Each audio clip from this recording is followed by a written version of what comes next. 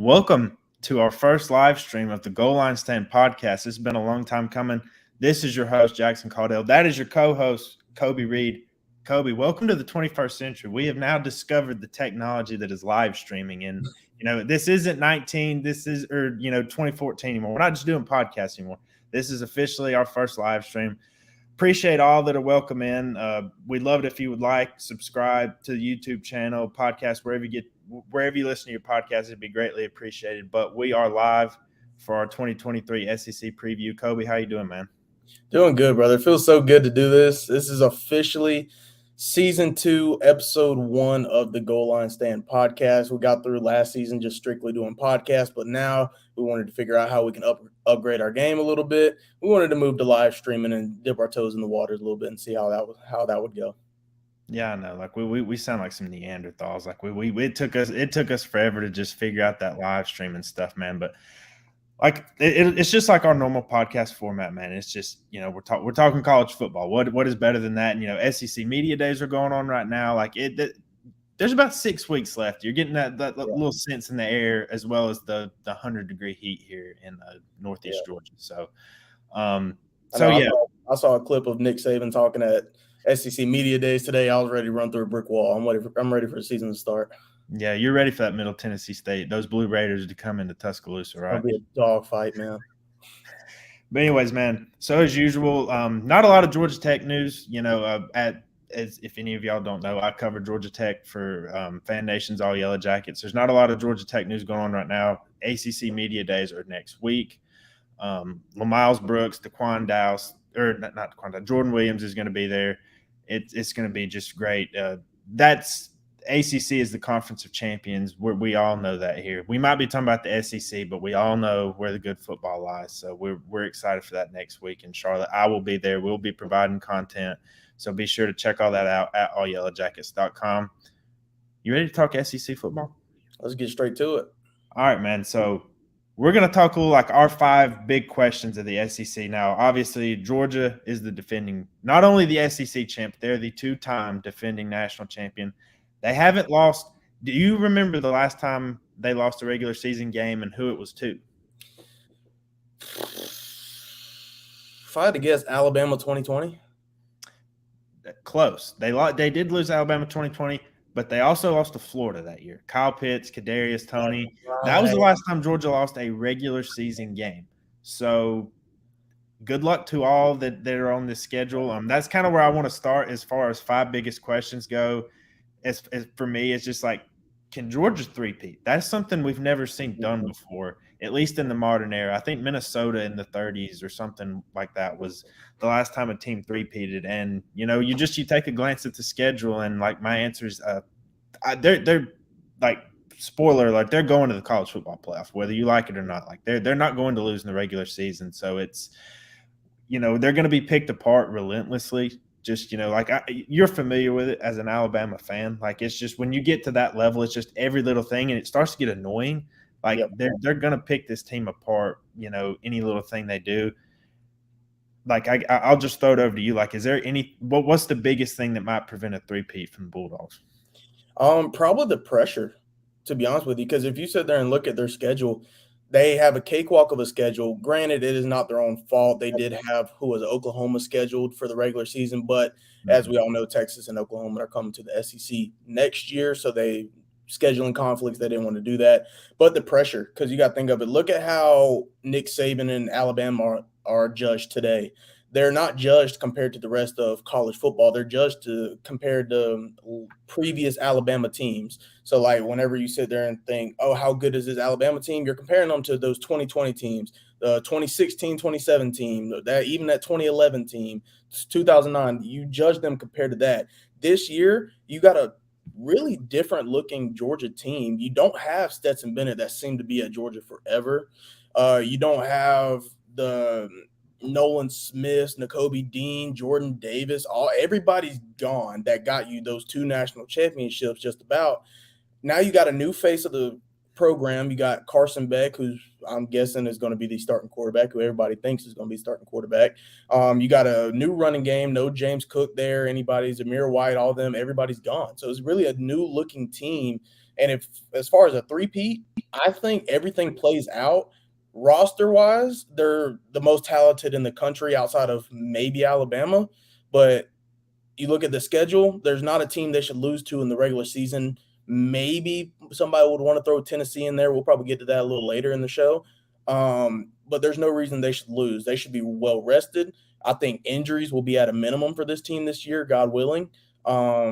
Everything is really lining up for them to be able to be back in that college football playoff, like you said, and be able to be healthy enough to make it to another championship. Now, will they win it? That is the question, because there's a lot of good teams around the country this year. There's a lot of good quarterbacks. There's a lot of good rosters out there. We could see Ohio State and Michigan. You could see a Texas. You could see a Florida State or Clemson. You got USC out in the Pac-12. You got a lot of teams that could stop them come playoff time. But as far as the SEC and their SEC play, there's no reason they shouldn't be in the SEC championship, and they probably have the best chance to win the SEC championship this year. Yeah, I mean, I think all eyes are going to be on Knoxville. I think November 18th when they go there. Like, I think that's the game everybody has circled at least as a potential upset. They do go to Auburn. We're going to get into Georgia in just a second, but I think, just the question, can they win 3 straight national championships, 3 straight college football playoffs? It's all in front of them. I mean, you're talking about it would cement them forever. It's crazy to think about, because just 2 years ago, they had won one in 40 years. Won in 40 years. You know what I'm saying? It's just a flip of a switch, man. It's so crazy. So the team that everybody used to talk about that still thinks they're the stand in the SEC, we're going to kind of group 2 questions into one, because I have a question about Alabama. Kobe has questions about Alabama. Alabama fans have questions about Alabama. So is Alabama talented enough without a proven elite passer right now? And are they going to get back to the college football playoff? As the Crimson Tide expert on this show, I'm going to toss it to you, because I do have a lot of questions about this team offensively. Are they talented enough? Yes, it's not even close. I mean, you go look at the last 3 recruiting classes, I'm pretty sure they finished top 2 in each of the last few recruiting classes. Talent, yes. But the big question here is, are they going to have a quarterback that is talented enough to get them back at the top of college football? I don't think you need that. I really don't. We've been spoiled, and I'm speaking from personal experience. We've been spoiled as Alabama fans to have a Tua Tagovailoa, to have a Mac Jones, to have a Heisman winner in Bryce Young. We have been blessed and spoiled by having an elite passer of the quarterback at the college level. But with that being said, let's not forget how Bama got to the top of the college football world. We won a national championship with Jake Coker, right? You remember who Jake Coker is. Yeah. We made it to a college football playoff with Blake Sims at quarterback. We had A.J. McCarron. We won one back in 2009 with Greg McElroy at quarterback. It doesn't take an elite quarterback to win a national championship. I think the game has transitioned to a little bit more of a pass-happy, a little bit more heavy offensive style of game. But look at what Georgia just did. Stetson Bennett is not a Caleb Williams. Stetson Bennett is not a Trevor Lawrence of a quarterback. And what he did at Georgia was remarkable. He was surrounded by incredible talent. He was able to really, you saw his progression over the last 3 years or so of him just being more comfortable, not trying to force passes against elite teams, but really just taking command of a game. He could be a game manager, and we've also seen him air it out. But with that being said, I don't think Alabama needs an elite passer of the football to make that happen. Now, can Jalen Milroe or Ty Simpson, or for some reason Tyler Buckner, could they prove that one of them is an elite passer of football? Yes. Will that help Alabama? Yes. But I think Alabama is talented enough across the board defensively and offensively that they can get it done without a quarterback having to throw for 4,000 yards in a season. So can they win most of the games on their schedule without an elite passer? Yes. Can they beat LSU, Georgia, if they get in the playoff, Ohio State, Michigan, whoever? I just don't think so. I'll take their roster second, and I might even take it over Georgia's, to be perfectly honest with you. I think this defense is going to be nasty. But, when it comes down to it, and I will say this first, I said the exact same comments I'm about to make. I made about Stetson Bennett for 2 years. So, take my opinion with a grain of salt. I just don't think you win a college football playoff, right? Like if Tyler Buckner's a starting quarterback, like I'm just not. I just can't. Ohio State is going to be good enough on offense. Penn State, Michigan, that like they're USC. Like if you get into shootout, well, those teams like we've seen over the course of the years. Like I don't care how good your defense is. I just don't like it. Elite offenses are going to score points. The question is like if it comes to it, are you going to be able to keep up? And maybe they can in the right matchup. Like, I just brought up USC. We know they don't play defense. So, like, they might just be able to run the ball and whatnot. But, like, I just think when it gets into teams that are as talented or at least within the stratosphere of Alabama, man, you're going to need elite quarterback play. And until further notice, like the little sample we have out of Jalen Milroe, like he made highlight plays against Arkansas.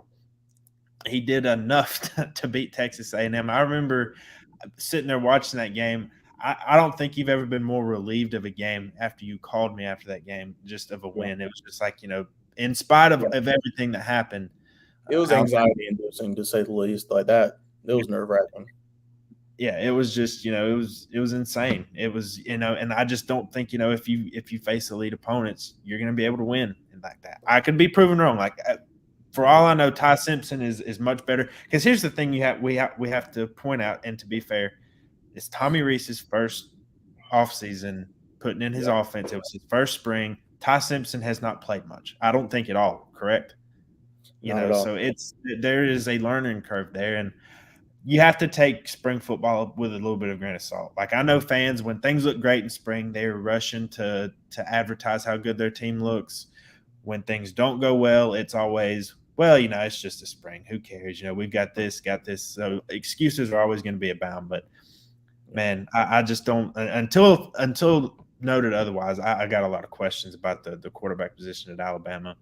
Yeah. Another 2-for-1 special we got going here is going to be about Texas A&M. I don't think I have seen a 5-7 team more discussed than Texas A&M. Like it has just been rampant, and I'm already sick of it. I'm sick of it. Mostly because the person in question of trying to help them, I can't stand. So I speak for all Atlanta Falcons fans when I say that too. Maybe even Arkansas fans, and who knows, maybe the Missouri State fans I know that watch this podcast probably can't stand him either. But anyway, can Bobby Petrino come in and save this Texas A&M offense, which was putrid? Like, last year it was kind of weird. We sat there, me and you talked all offseason about the Texas A&M Miami game, how big that was. We watched now, looking back in retrospective of that, both of those offenses were disgusting. And the fact that I had to sit down and watch that was like watching paint dry. I remember that vividly, dude. Getting down in the red zone and Mario Cristobal just wanting to play field goal games. But I digress. Look, I don't know how this is going to go. Like, I think anybody that tells you if they have a good read on this situation and how it's going to go is crazy, because Bobby Petrino and Jimbo Fisher are two big personalities. Like it's, we've already, and again, Jimbo could just be playing it off. I'm sure he doesn't want to talk to the media about it, but he's talking about what kind of offense it's going to be. Is he going to call plays? Is there a quarterback competition? Apparently, I don't know who with. I don't know. What kind of record would Texas A&M have to have to pull that $86 million trigger they got going there? I think anything worse than what they did last year, to be honest with you. You get 6 wins, you barely make a bowl game with that talented of a roster, because we got to sit back and think. They just set the record for like the highest rated recruiting class in history not too long ago. Yes, a bunch of those kids have left, but they still have a lot of good talent on that team. If they sit there and are barely bowl eligible at the end of the regular season, that's going to be a conversation we're going to have. But let me ask you this. What's different between the situation at A&M and the situation at Clemson as far as offensive coordinators? Because I think it's a little bit easier to talk about Clemson whenever they've been winning. Like they've had 9 wins each of the last how many seasons? They've won how many national championships? But it's kind of a similar scenario where you have a big personality as a head coach in Dabo or in a Jimbo, but they've always kind of done things their own way until they figured out real quick that it didn't work. And you got Oh crap! Who's offensive coordinator at Clemson? Totally Garrett forgot. Yeah, you got Garrett Riley going into Clemson. What's the difference between that and Bobby Petrino going to Florida, Texas A&M? I think despite their struggles, Clemson's still better on offense than Texas A&M. They won an ACC championship last year. Like winning is going to cure a lot of those things. Like Texas A&M, they have one pretty good season in Jimbo Fisher's time there, and it was the COVID year, which I'm not here to. Don't you dare put an asterisk on that season. I'm not. Don't you do it. That Alabama team is almost as good as any I've ever seen. That I'm not taking that away. I'm just saying, when you look at the body of work, like it's not like Alabama hasn't won any other titles with Nick Saban, where you can't point to anything but that. Like they have one pretty good season, like, and they almost made the playoff, but we all would have known. We all know what would have happened if they got in there. Yeah. So I just think this is. I don't know what to do with them now. We'll get into this more when we talk about them here in just a second. Like I think their defense could be as good as anybody's in the SEC, to be perfectly honest. I would agree. I would put them on the same level as LSU's talent-wise. But, yeah, it's just not – the schedule's tough. If they go to Miami and lose and that offense struggles, we got content for days. I'm telling you. It's going to be like there's not going to be any holding back on this one. It's going to be – oh, my goodness. Yeah. One team that I doubted last preseason that you were on much earlier than I was the Tennessee Volunteers. And one of my biggest questions heading into this season, is this real? Is this not just a flash in the pan? Like, is this here to stay? Is this Hendon Hooker's gone, Cedric Tillman's gone, Jalen Hyatt's gone, Darnell Wright is gone. Like, do they just get out of bed, roll out and score nearly 50 points a game again? Will that offense be as dynamic as it was last year? That's hard to say, because what Hendon Hooker and that team did last year, they put on a clinic against about just everybody they faced. Now, this begs the question, I think they're more talented at the quarterback position. I think Joe Milton or Nico is a far more talented quarterback than Hendon Hooker. You can say Hendon Hooker is a product of the system. I think he was just always that good. When you have players like that, especially transfer players, nobody was talking about Jamison Williams at Ohio State. Nobody was doing that. Like, Jalen Hurts wasn't even Jalen Hurts when he was at Alabama. The Jalen Hurts you see in the NFL, a lot of that is attributed to Lincoln Riley. And as an Alabama fan, I have no problem saying that. It takes the right coach to bring the best out of their players. That's what you saw out of Hendon Hooker and Josh Heupel last year. Now, I think you have a little bit more talent at the position. I think that with Josh Heupel's system, the culture that he has created at Tennessee, and now the talent that he's putting on the field and the talent he's picking up in recruiting, pretty sure I just saw he's like in the running, or he just got a 5-star wide receiver commit a couple days ago. Like, what he's doing in recruiting, he has changed the face of that program from being just another laughingstock in the SEC East to now they look like they could be a contender if they're good enough. They got to like upgrade some things on the back end, which I think they've done. We saw them make moves in the transfer portal, everything else. I think this Tennessee team is here to stay. I really do. Yeah, like I think that's going to be just one of the biggest storylines. I'm still in wait and see mode a little bit, because I think a lot is just presumed now that they had just one good season. I'm just a fan of seeing it multiple times. Like what they did last year was great. I picked Alabama to beat them. I kept picking against them, and it just didn't turn out well for me until they went to Athens. So I'm really fascinated, because if there is only one team, in my opinion, that can remotely challenge Georgia in the East, and even then, it's Tennessee. Like Tennessee is in a class of their own in the East. They're not as good as Georgia, but to me, they're a lot better than everybody else. But is that going to be good enough? Because man, with the schedule they have, like 8-4 is like not totally out of the question. Like it's really not. But is that a bad season for them? I don't think so. No, I don't think so. I'm just when you're coming off a season like they were one win from the college football playoff. Like they laid an absolute stinker against South Carolina in that last game. If they win that, like I do think they get that last playoff spot. Like I really do. So when you're coming off a season like that, you're recruiting pretty well. You got arguably the most talented high school quarterback in the country now. So expectations are raised. 8-4. I would have thought that was a good season for them last year, because their schedule was really hard last year. Is that going to be? Does that suffice for their fans? Like that's kind of we know how Tennessee fans can be. It's going to be they're a great group, but they can be a handful. So yeah. Speaking of the team that beat Tennessee last year, ended their playoff hopes, sent them to the Orange Bowl where they beat Clemson, was South Carolina. And for most of the season last year, until a just crazy 3-game stretch, Spencer Rattler was not very good at all.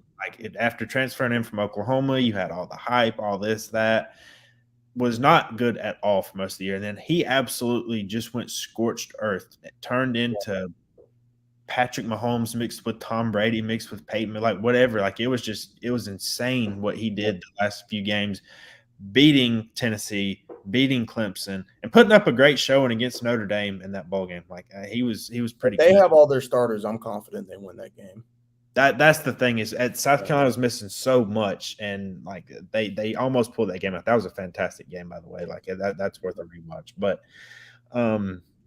now excuse me, 2 of the first 3 weeks of the season, we're gonna see if that's really if it was maybe more of the play calling. There is a new offensive coordinator in South Carolina now. You get North Carolina week 1. I don't think anything's going to be fully answered because I can tell you firsthand, North Carolina's defense is stunk. I don't know how good it's going to be this year either. That's going to be the Drake May versus Spencer Rattler headline. That's exactly what that's going to be. Who can outscore the other QB? But the real thing is when they go to Athens week 3. Like that's going to be the big test here and one that I'm anxious to watch. So I have no idea what version we'll see, but that's a player. I don't know that there's another player where there's so many wide varying opinions of in the country, maybe more than Spencer Rattler. I could be wrong on that. Yeah, and here's the thing with Spencer Rattler. I'm still on the Spencer Rattler hype train. The kid is talented. Let's not forget, like, he just wasn't the number 1 quarterback in his high school class. I understand there's documentaries put out about him where he has a bad attitude. We saw how he reacted when he got replaced by Caleb Williams at Oklahoma. The attitude, the locker room stuff, yes, that was 2, 3, 4 years ago. Like, let's think about that. He's matured enough to win over Shane Beamer, a new head coach at a new school that he went to last summer. He won over the locker room. Despite struggles they had offensively and everything else during the season last year, he still won them over. And then against 2 of the best teams in the country last year, a Tennessee and a Clemson, dude showed you what kind of talent he had. I remember he was one of those first quarterbacks. We see it now with every high school recruit in the country. We see it at NFL Pro Days. We see everybody jumping up, doing 360 sidearm throws for 40 yards downfield. We see Spencer Rattler was one of the first guys I ever saw do that back when he was in high school. Kid's a talented dude. If he can figure it out and if he can have enough talent around him, I don't see why he can't do that every game. I really don't. It takes 1 season to become a first-round draft pick. Clearly, it takes 1 season. If Anthony Richardson can get drafted in the top 5 alone, not even completing 60% of his passes last year just off his intangibles alone, imagine what Spencer Rattler, with his high school hype, with his intangibles, with his talent, and then he gets the college production and can get some 7, 8, 9 wins for South Carolina this year. There's nothing bad anybody can say about him. All that stuff in the past is going to be gone. Remember his first season starting at Oklahoma. Kid was a stud. He showed promise. He was a Heisman contender throughout the season. The kid is good. I think people forget that. And I think now that he's on South Carolina, they've been a punching bag in the East since, 2010, 2011. People don't have high expectations. There's a negative vibe around them. I think if Spencer Rattler can carry the momentum he had at the end of last year into this new season, I think South Carolina can be very, very good in that SEC East. Yep, and we're going to get to them more in just a second. But we're going to stick in the SEC East for one of your big questions. And I wanted to put them down. They just didn't make it on my list. But it's Billy Napier and the Gators. Like they were among – they were pretty disappointing last year. I don't – the bowl game, it is what it is. Like they got blown out by my Beavers. Like anybody could have got blown out by that Oregon State team last year. Like let's be honest with it. But – a team that had no interest in being there is certainly like they're just not going to be able to stand up to the turnover chainsaw. Like they're not going to be able to do it. So they're going to be under a lot of scrutiny. Now, to their credit, they do have the number, I think, 3 recruiting class in the country on 247 Sports right now. Billy Bags, baby. Scared money don't make. The question is, if they go 5-7 or 6-6, does that stick? Like, can you have 2 straight years like that at Florida and stick? Like, that's my biggest question. Yes. Obviously, the quarterback thing. If Graham Mertz is the guy, Heisman Mertz. That's the word in Gainesville, man. You said that, not me. I don't know. It just kind of like Anthony Richardson was always based more on potential, but the fact that he was a top 5 pick in the NFL and like they looked atrocious some of the time last year. I don't know, and they couldn't figure anything out. They ran the ball well last year. Like their offensive line was low key one of the SEC's best. Yeah. But this is a team I'm gonna discuss more later. I'm not very high on this team at all this season. So, but how are you feeling about Sunbelt Billy Napier in Gainesville this year? There's a lot of questions, but this isn't one of those processes that can be flipped around in year 2. And I've talked about this on the pod before. College football, I understand. Everybody just wants an overnight change when you hire a head coach. Everybody just wants the program to be turned around and be conference champions, contenders, national championship contenders. Like, that's all everybody expects. That's not going to happen. Billy Napier is playing in a conference where he has to play LSU, he has to play Georgia, he has to play Tennessee. This isn't an easy job. It's not for everybody. Like, what's the next best option here? You fire him after this season because he makes another bowl game, but he only gets 7 wins, and you just hope for an NFL offensive coordinator to come down and take the job, or you wait for somebody over on the West Coast to say they need a job. You got to take what you have and take it for what it is. This is a rebuilding team. Nobody's expecting them to be national championship contenders. He is racking it up in the recruiting trail right now. Going into year 2, you're looking to establish some identity in that Florida program. Like, you remember the identity whenever you had Urban Meyer back in the day, like that dynasty they had. You just knew who the Florida Gators were. As long as you had Tim Tebow at quarterback, Urban Meyer as a head coach, you knew what you were going to see when you saw Florida football. You got to establish that, but it takes more than 2 years to do so. Look at Mike Norvell at Florida State. We'll talk about this at the ACC preview. It takes a couple years. It takes recruiting. It takes the transfer portal. It takes all. That's the name of the game now. It isn't just you're not. Everybody's not Kirby Smart. You can't go into a program and just be in a national championship 2 years down the line, 3 years down the line. You can't do that. I think Billy Napier. I'm not saying they're going to have any contention in the SEC this year, but I think if they can put together a 7-win season, that's still better than what they were last year. Make a bowl game, solidify it, wait for your quarterbacks, your recruits to get in coming from these recruiting classes. I think there's not much to expect, but you got to take it for what it is. I see it as a win regardless. If they go 6 wins, 7 wins, I see it as a win because you're not regressing, you're just rebuilding. Yep. Well, and we'll get into it more in just a minute, but their schedule is it's a gauntlet. Their schedule is I wouldn't wish that on anybody, but we're going to go through these last couple questions here pretty quickly.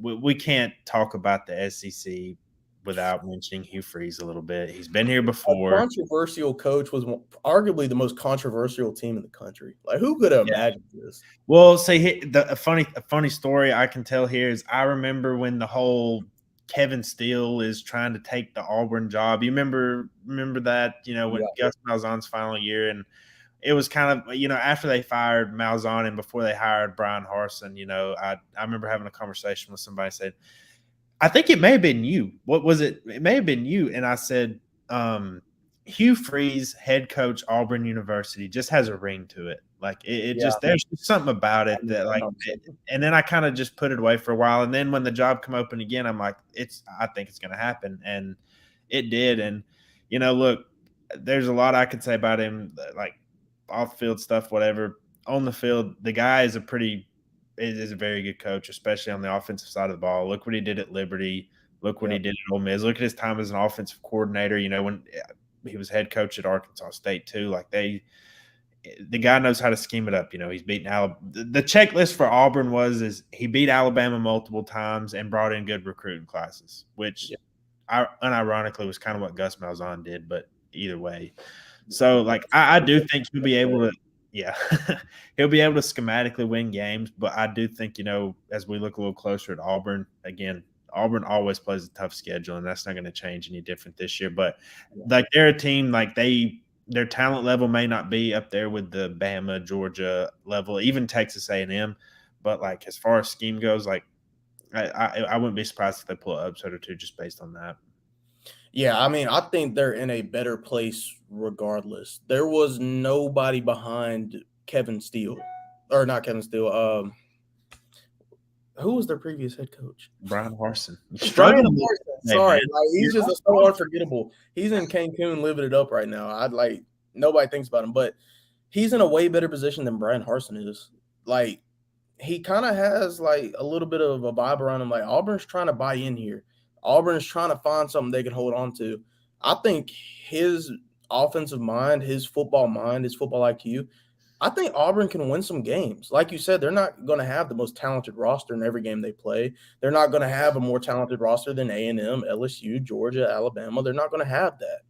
But if he can put a game plan in place, I think Auburn has enough around them to A, win games, and B, be able to establish a little bit of dominance where they're at, because Auburn's always been that team. They're surrounded by Bama. They're surrounded by Georgia, but they're always been that team. They're going to upset somebody and they're going to try to ruin somebody's season. That has always been their MO. I'm not saying they're going to pull a Nick Marshall type Auburn team. You know what I'm saying? Like, they're not a Jared Stidham style Auburn team. They're not going to do all that, but I think that he can win some games, and I think he can get a little bit of momentum and get a vibe going in Auburn. Yeah, like I'm fascinated to see how this works out. There's a lot with Auburn there, and we're going to get into that more. Last question before we get into some other stuff: can LSU take the next step? Like I think Georgia and Alabama may be considered the top two, and then I think LSU's kind of on an island, maybe is third, I guess, in the preseason. But I'm here to tell you that might be wrong. Like I really do believe in this team, but now it's okay. Nobody really expected you to do what you did last year, and you kind of fumbled the ball a little bit down the stretch. The A&M game was gross. The Georgia performance was kind of expected, but gross in the same way. Now you bring in a pretty good transfer portal class, very good recruiting class. You have arguably one of the best quarterback rooms in the country. Now it's okay. Can you get to the college football playoff? And if you get there, can you beat two elite teams once you get there, or two highly ranked teams anyway? Brian Kelly really, really overachieved, and whatever your opinions may be about him, he's a heck of a football coach. So it's just okay. Can you get over the hump? Can you take that next step and be a perennial contender and be a team? Because they're, even when they beat Alabama, like, they did it in a somewhat unconvincing way, and they followed up with last play of the game type deal, Yeah, and not taking anything away from them, but it's a little different from when, okay, this team looks beatable, to if they beat Bama by 17 points. You know what I'm saying? Mm-hmm. So that I'm just looking for more week to week consistency from that team. Yeah, they have the coach to do it. I will say that. As far as LSU taking the next step, I think they got the coach to do it. This is a head coach in Brian Kelly that took a Notre Dame team to multiple playoff appearances. They made a national championship a decade ago. The guy is proven, and he's done it with way less talent than he has this year. I think that if you can get consistent quarterback play by Jaden Daniels, if you can get wide receivers that don't just drop passes every play like they had last year, if that defense is what we think it will be, and the players that we previewed in our last podcast episode, if they have like the talent and the production, they have the coach, they have the environment, they have the home field advantage. Nobody wants to go to Death Valley and play them. If there was going to be a next up-and-comer to challenge Georgia and Alabama, it would definitely be LSU. Do they get it done this year, though? I'm not ready to put all my bread in that basket, but I think they will show up a lot of people this year, and I think they can win a lot of games in a dominating fashion this year. Yeah, I've got so much I gotta say, but we'll get to that when we dive into them a little bit more. All right. We'll kind of run through this quickly. Everybody looks forward to some some of the best non-conference games of the year. A lot of them happen in the SEC, and a lot of them are happening early in the season. I'll kind of give you my list of the 5 best non-conference games, and then I'm sure we share some of the same ones. Yeah. Like for me, I think I'll just kind of start at number 5. I had South Carolina and Clemson. That might surprise you a little bit, but like I'm just anxious to see where these two teams are at the end. Like, is Clemson going to be contending? Like, are they going to be the week before they play in the ACC championship game? Like, are they going to be looking ahead to that and overlook South Carolina if, say, South Carolina is 5-6 or 6-5 or something like that? And I right off the top of my head, I can't name the last time South Carolina won 2 in a row, because it was starting to feel like one of those rivalries that was just tilted so far in one direction, because Clemson was like eating their lunch for a long time. And Shane Beamer got on the board last year and what was one of the best games of the year. I can't wait to see that one. I didn't want to put this on here at first, but just because of the way it could dictate each team's season, Texas A&M and Miami is going to be worth watching one way or the other. Like, that game was so bad, especially looking back at how bad both offenses were and how disappointing both teams were. But if A&M wins, like, it's okay, we didn't go down there and embarrass ourselves. We still got a tough stretch of games ahead. If Miami wins, on the other hand, I think all the talk's still going to be about A&M, because now A&M has a gauntlet of a schedule still on the table. Yeah. And they lost to a team that could beat Middle Tennessee State last year. So that there's going to be a lot of noise around that game in either direction. Last year we talked a lot about Utah and Florida. Like, I still think it's going to be, if Florida wants to prove they're better than most people think, like, they got to go to Salt Lake City and win in the opening week of the season. Pretty much, like, I know week 0 is the unofficial start, or the official start of the season. That first Thursday night before a big slate of week 1 games always feels the biggest to me. Like, it's even if you don't have a marquee matchup, like, you're going to have Utah, Florida, Minnesota, Nebraska this year. But I just think, like, and Utah needs to win that game. Like, Utah really needs to win that game. To. Like, it's, you're 2-time defending Pac-12 champ. Like, you got to win that game. And then, to me, the 2 obvious ones, LSU and Florida State, is by far and away the best game of week 1. I think you could argue it's the best non-conference game of the year, other than the one I'm going to put above it. Like, 2 playoff contenders, in my opinion. Whoever loses that game is going to be walking on eggshells the rest of the season, because now you got to go. You probably have to. You can't lose the rest of the way. More than likely, like, some scenarios could pop up, but you're really going to be up against it. And then I've got Texas at Alabama. I have a countdown clock for this game. Like, it's, I cannot wait to watch this game. It's in Tuscaloosa. That game was a lot closer than we thought it was going to be last year. Texas is now thought of as a playoff contender. It's going to be our first. Like, Alabama doesn't get Texas to dive is now thought of as a playoff contender. They're like top 10 every year in the preseason. Well, not a playoff contender to me. Okay, like, I'd usually, like, you see them being legitimate this year. Yes, I do view them as legitimate. Okay. Yeah, we'll save more of that for the Big 12 preview, but it's also going to be an early look at Alabama. Like, you get Middle Tennessee State, and then you get Texas. Like, there's not a lot of leeway as far as the schedule goes in that direction, and let that offense get their feet under them a little bit. So that game is fascinating in each direction. There's going to be so many hot takes after that game as well. So that's always something. But I'll let you take it. As far as my games, I didn't really put them in a specific order. I say that just to buffer what I'm about to say. I kind of have like a tie if I were to pick a 5th spot.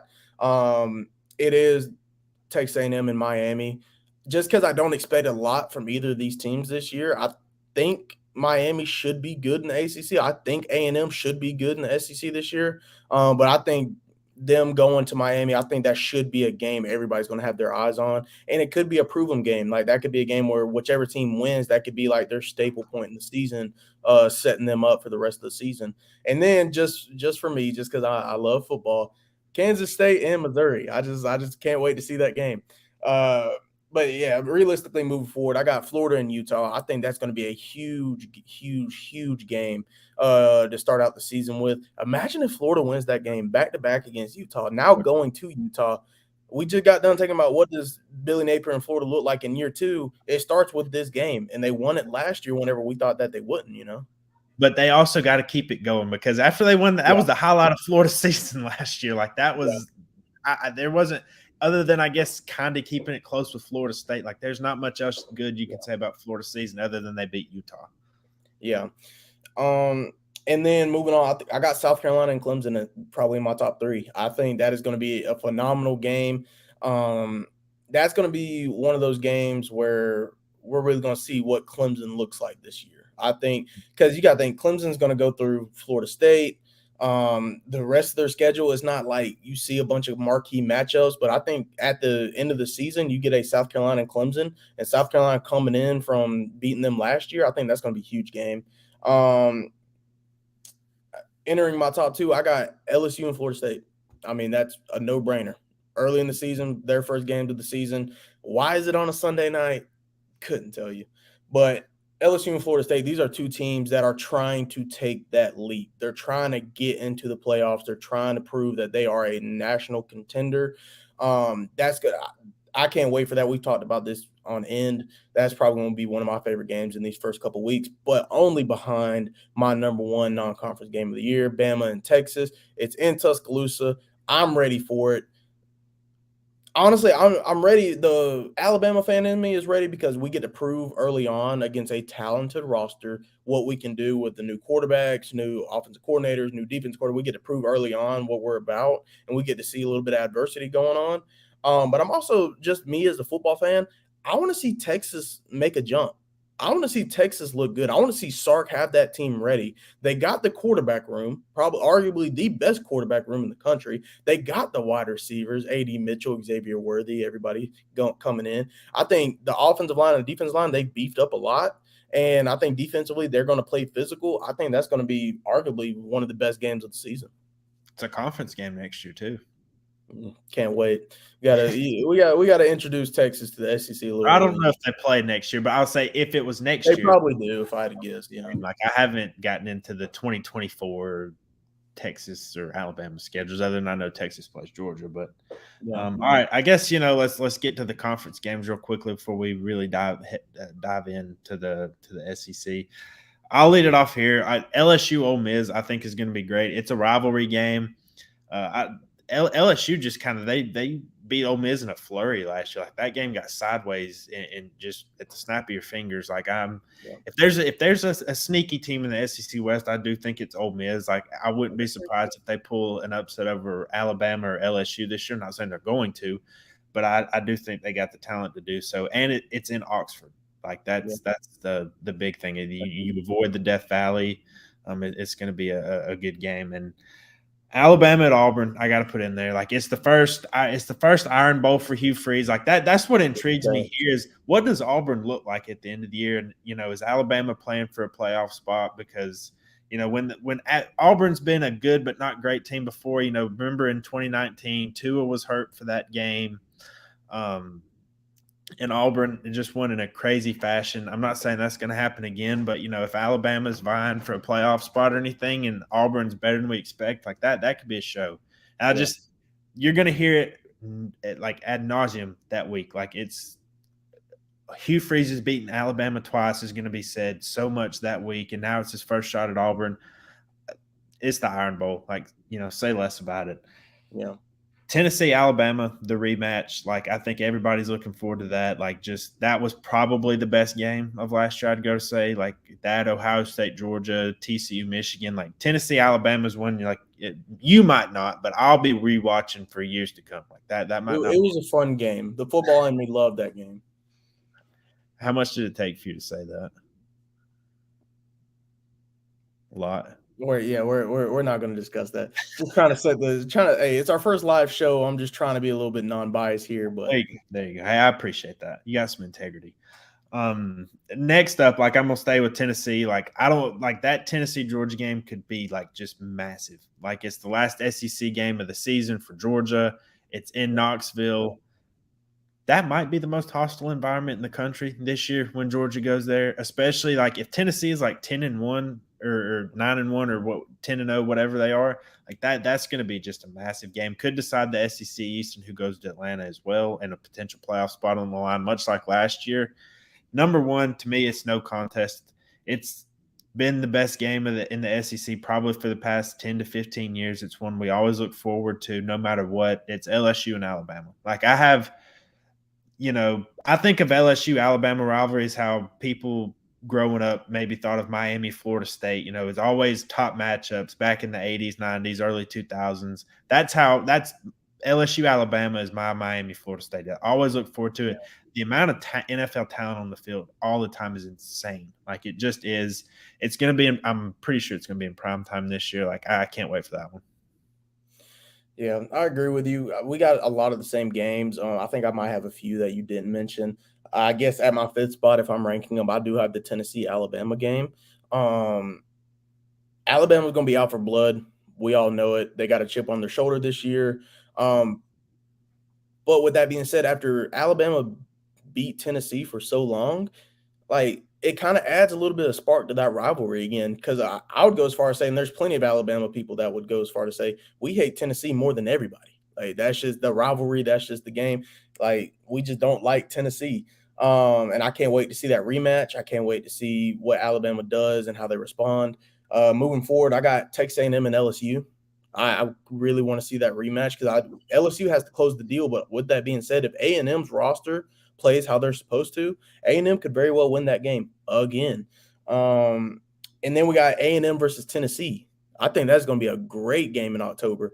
I'm going to be very, very curious to see what that Tennessee offense can do against that Texas A&M defense. I think that's what I'm going to be looking forward to the most. And then, of course, you got Alabama and LSU. Just like you said, it's always one of the best games in the conference each and every year. Like I said, again, same thing with Alabama, Tennessee. Alabama's going to have a chip on their shoulder. LSU will probably be a better team than they were last year going into this year. So I'm very interested to see how that plays out. And then I guess the number one game I'm most excited for is Tennessee and Georgia. Georgia's schedule relatively is a cakewalk. I mean, like I said, it's not their fault, but what team is going to give them the most pushback? What team is going to have the most impact in the regular season at taking away their three-peat hopes? It's Tennessee. So if you're looking for a team to knock off Georgia in the East, it's got to be Tennessee, and I think everybody's going to be a little bit excited to watch that. Yeah, like I can't wait, and it's I think that I'm pretty sure this is last year we're going to get SEC on CBS too, so it's a bittersweet farewell here. So one topic I did want to hit on our preview today is like I've seen a lot of discussion about SEC quarterbacks and losing a lot. Like Bryce Young is gone, Hendon Hooker is gone, Stetson Bennett is gone, Anthony Richardson is gone. Like love him or hate him, he's gone. Now it's like as far as elite, I think the Pac-12 might be the conference of quarterbacks this year. Like they've got a lot of talent. And when I was thinking about if I had an all SEC ballot this year, like who am I putting on there in 1, 2, and 3? And it was kind of a struggle. Like it's for a league that's as renowned as the SEC, they don't really have a ton of what you would call elite quarterbacks coming into the year.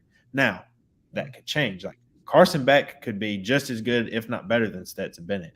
Joe Milton has the tools at least to be pretty good. I've got some reservations there, but we'll see.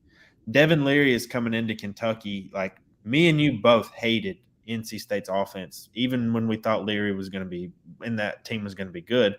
He comes into Kentucky like he's hoping to replace Will Levis, be even better than him. You got Jaden Daniels at LSU. We don't know what we're getting at Alabama. Connor Wegman at Texas A&M has talent, but we just don't know there. You've got a lot of returning guys that we know are pretty solid, but like Jaden Daniels, Spencer Rattler, Will Rogers, KJ Jefferson, they're guys we've known, and we know guys that are pretty good, but maybe not that elite next level player.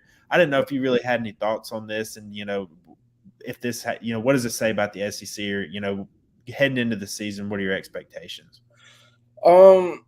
There's a lot of new faces at quarterback just about everywhere. I think this is the year of the transfer quarterback, if you really think about it. If you go down and look at Auburn, they got Peyton Thorne, the former Michigan State guy.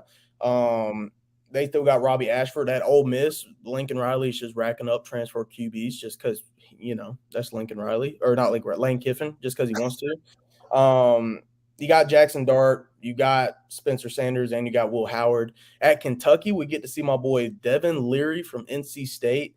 And at Missouri, you got Brady Cook. And I don't know. You got a lot of new faces. Do we have an elite quarterback? what do we define as elite? Are there any Bryce Youngs in the conference this year? No. But I think there's going to be some guys that can really show out. Like I think we're going to see Devin Leary take that next step as a quarterback at Kentucky. I think whoever wins that Ole Miss job, I think they got the best, if not the best, play caller in the country. So I think they could really show out. Good friend of the show, Tyler Layfield, he thinks that Carson Beck could be a Heisman contender. Like I think he definitely has the talent around him to be able to do it. As far as any elite quarterbacks, I don't think any quarterback from the SEC is going to win the Heisman this year. But I think there are a lot of good quarterbacks that we will see have breakout seasons this year. I'm going to put you on the spot.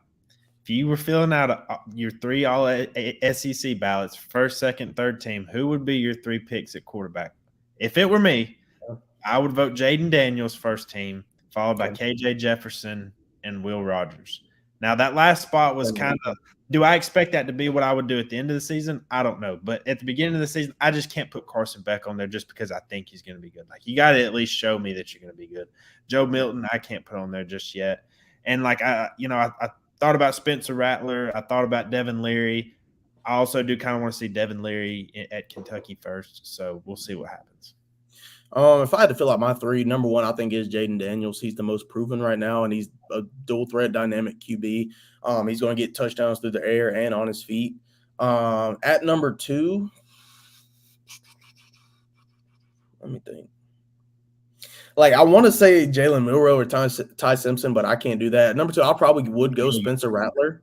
If Spencer Rattler plays how he did the last 3 games of the season, I think he could very well get that all SEC selection. And at number 3, I think I'm going to go with the same logic as you.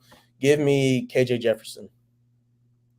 Yeah, I mean, KJ Jefferson is just a good college quarterback. I know what I'm getting pretty much every week from him, but, I think it's just interesting. And I want to see how we look at it at the end of the season. Like maybe Carson Beck is elite. Maybe Joe Milton is elite. Maybe some of these other guys, like somebody from Ole Miss or Alabama is elite. I can't remember the last time we came into the season in the SEC with so much QB uncertainty. I just think it's interesting. But I guess let's talk some teams now. I guess let's start off in the SEC East. We're going to start at the top with the obvious choice here, Georgia. Guess their win total at Caesars. If you had to guess. 11.5. That is right on the money. It is 11.5, which sounds crazy, but it's really not when you consider how good Georgia could be. Like I'm not like speaking anything unknown here. Like Vegas factors in everything when they set these things: schedule, team, everything. Like it's just with that schedule and the talent that Georgia has coming back and how good they can be, you're going to get an 11.5 win total. And like I'll just go and tell you, I would hit the over on it. I just don't. Even in the Tennessee game, and they also play Ole Miss and Athens, they're probably going to be 14 to 17 point favorites in those games. And Tennessee is on the road. Like we might talk about it a lot and everything.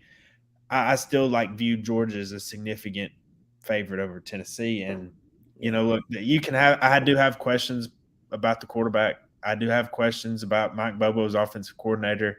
Kirby Smart is a million times smarter than I am, like no pun intended.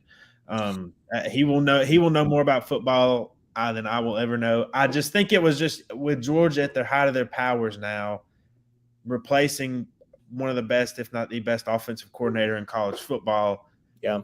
And you go with somebody that was there a decade ago, and I defended Mike Bobo a lot back then. I think he caught a lot of flack back in the day from Georgia, especially by Georgia fans, man. Yeah, like it's kind of funny now. Like everybody I talk to now, Mike Bobo's back, awesome, man. It's just would love to have him back, man. That was a lot different than what I heard about 10 years ago, or 10, 12 years ago, whenever he was there.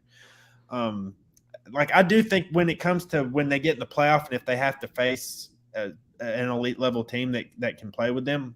Yeah. But Todd Monken was so good in big games, man. Like the games he called against Ohio State. You can say whatever about TCU. He called a great game against Michigan in the playoff earlier. Called a really good game against Alabama in the national title game, I thought personally. Yeah. I just think, Mike Bobo hasn't done that before. He has not done that in that kind of setting before.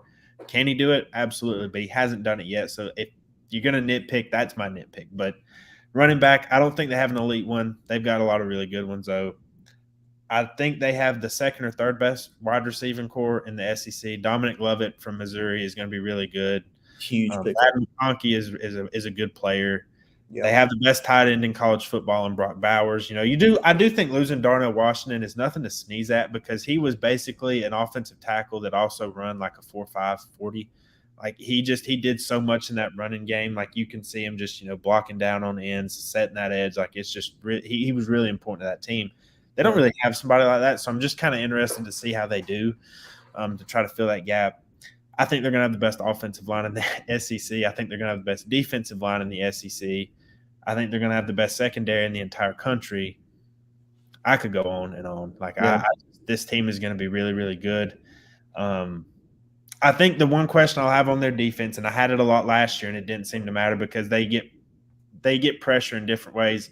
There's not an edge rusher or anybody there you can point to that is just a really like a Jalen Carter. I don't know that they have somebody like that. Even a Nolan Smith who was good, but he didn't put up the type of production you would see normally from a first round pick. But he had athleticism was off the charts. I wonder where the production off the edge is coming. You saw, and I had this question going into the Tennessee game, which I did pick Georgia to win, but they blitzed. And with a secondary as good as theirs, I think you're going to see a lot of the same. I think Georgia's going to blitz a lot this year, possibly early on. And they have a lot of time to figure these things out. Any questions you have about Georgia, they have a lot of time to figure this out because, South Carolina comes to Athens week 3. I think they're big favorites in that one. They do go to Auburn at the end of September. I don't think Georgia's sleepwalking through that. They're going to get up to play Auburn. I'm just telling you. They're going to get up to play Auburn. And then, you're basically on cruise control till you get Ole Miss and Tennessee back-to-back. So, look, I nitpick all you want to. This is the most complete team, at least at the start of the season in college football, and one I do think is a lock to make the SEC championship and a lock to make the college football playoff. Most talented team? I could give you that argument. Most complete team? I don't know about that. Just because you got everything you just said, I completely 100% agree with. But as far as complete, are they complete? You just said they don't have a dominant number one running back. We know they don't have a returning starter at quarterback. At wide receiver, I mean, you got the transfer in Dominic Lovett. You got Ladd McConkey that's been there for almost forever now. They have the best tight end in football, arguably one of the best offensive players in football, and Brock Bowers. Defensively, like you said, you don't see a Jalen Carter or Jordan Davis. You don't see a Trayvon Walker or a Nolan Smith. I think they got a lot of good household names that are going to have breakout seasons in that secondary, but are they the most complete? I wouldn't go as far to say that yet. I think for me to answer that question, that's going to be on a different preview day. So I'll save that for then. But this Georgia team, there's no reason they shouldn't be undefeated in the regular season. No reason at all. The way their schedule plays out, the talent they have on the roster. I guess the biggest questions, they're kind of in the same boat as Alabama. New offense coordinator, new starting quarterback. You got all the talent in the world around them. How are they going to perform? And I guess the biggest question for Carson Beck is, can he keep up the offensive success that Stetson Bennett created over these last couple years during his championship runs? But how do you think the Bulldogs are going to handle complacency? I think that's my biggest question. Earlier I said I think pressure is going to be their biggest hindrance if they don't three-peat. You can't get complacent. Speaking as an Alabama fan, you can't get complacent because you're going to be everybody's Super Bowl. You're going to be Tennessee's Super Bowl. You're going to be Florida's Super Bowl. You're going to be Auburn's Super Bowl. Everybody's going to want to beat you.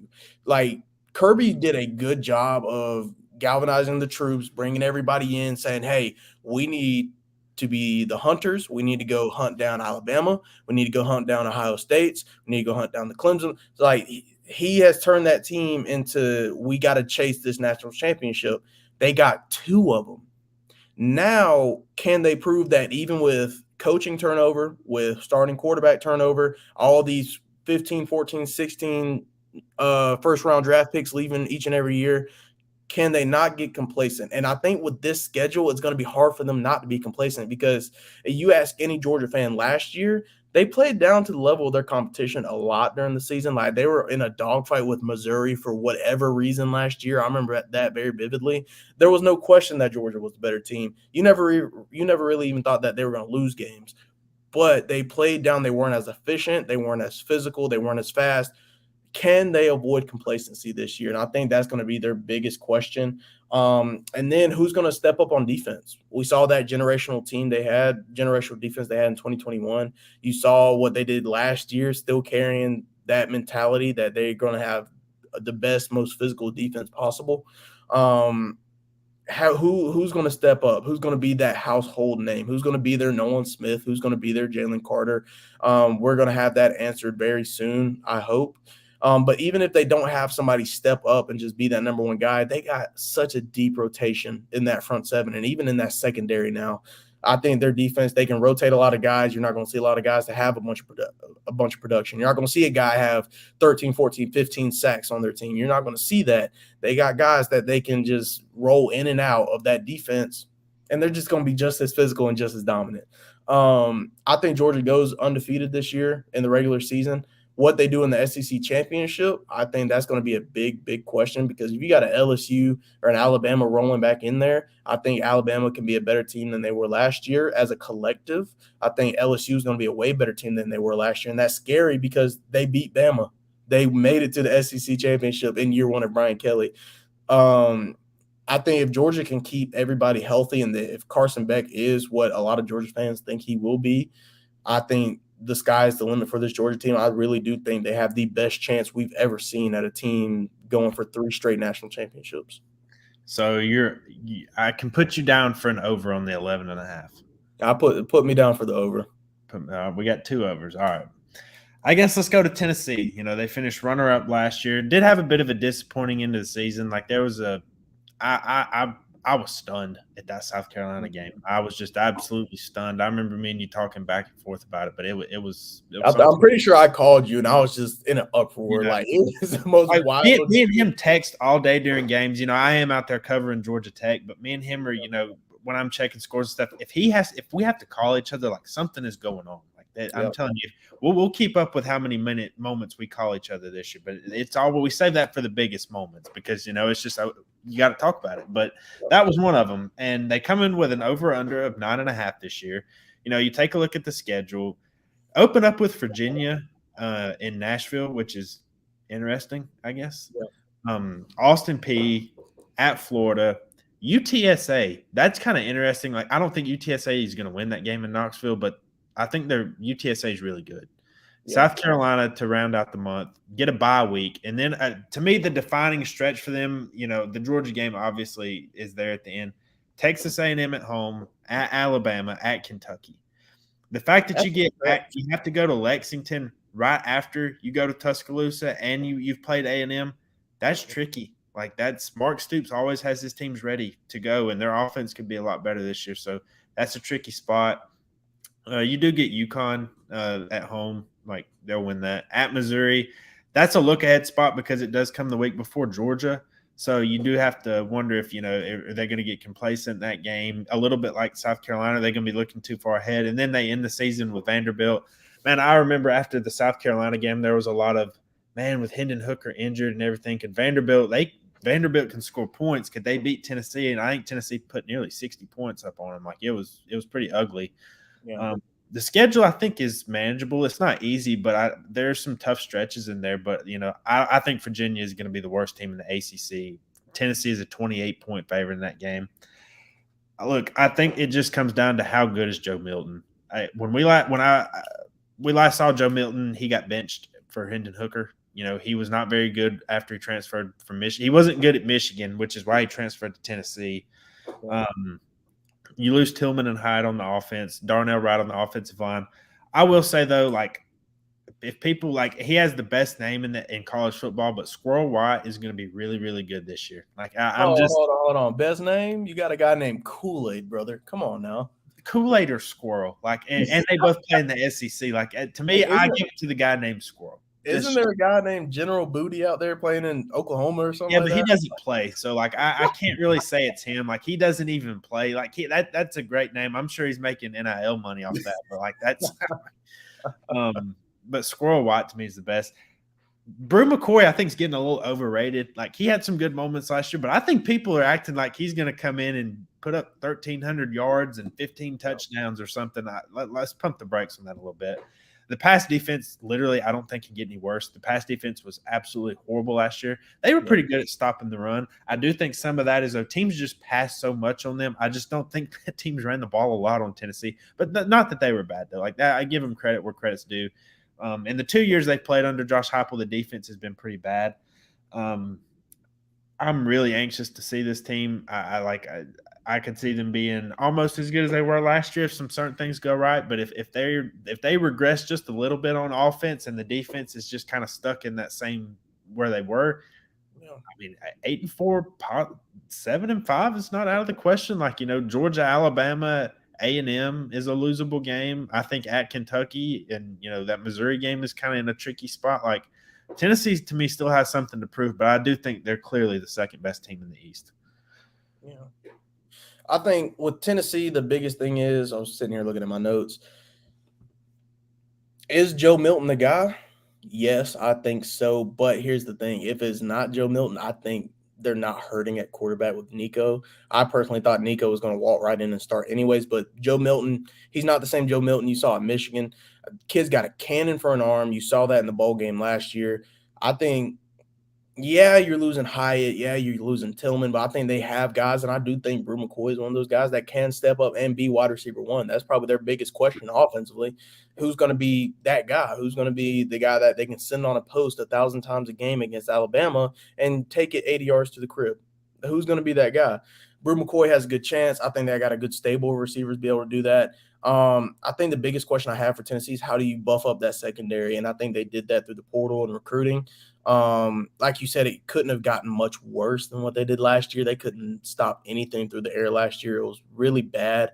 They had good linebacker play, though. They had good D-line play last year.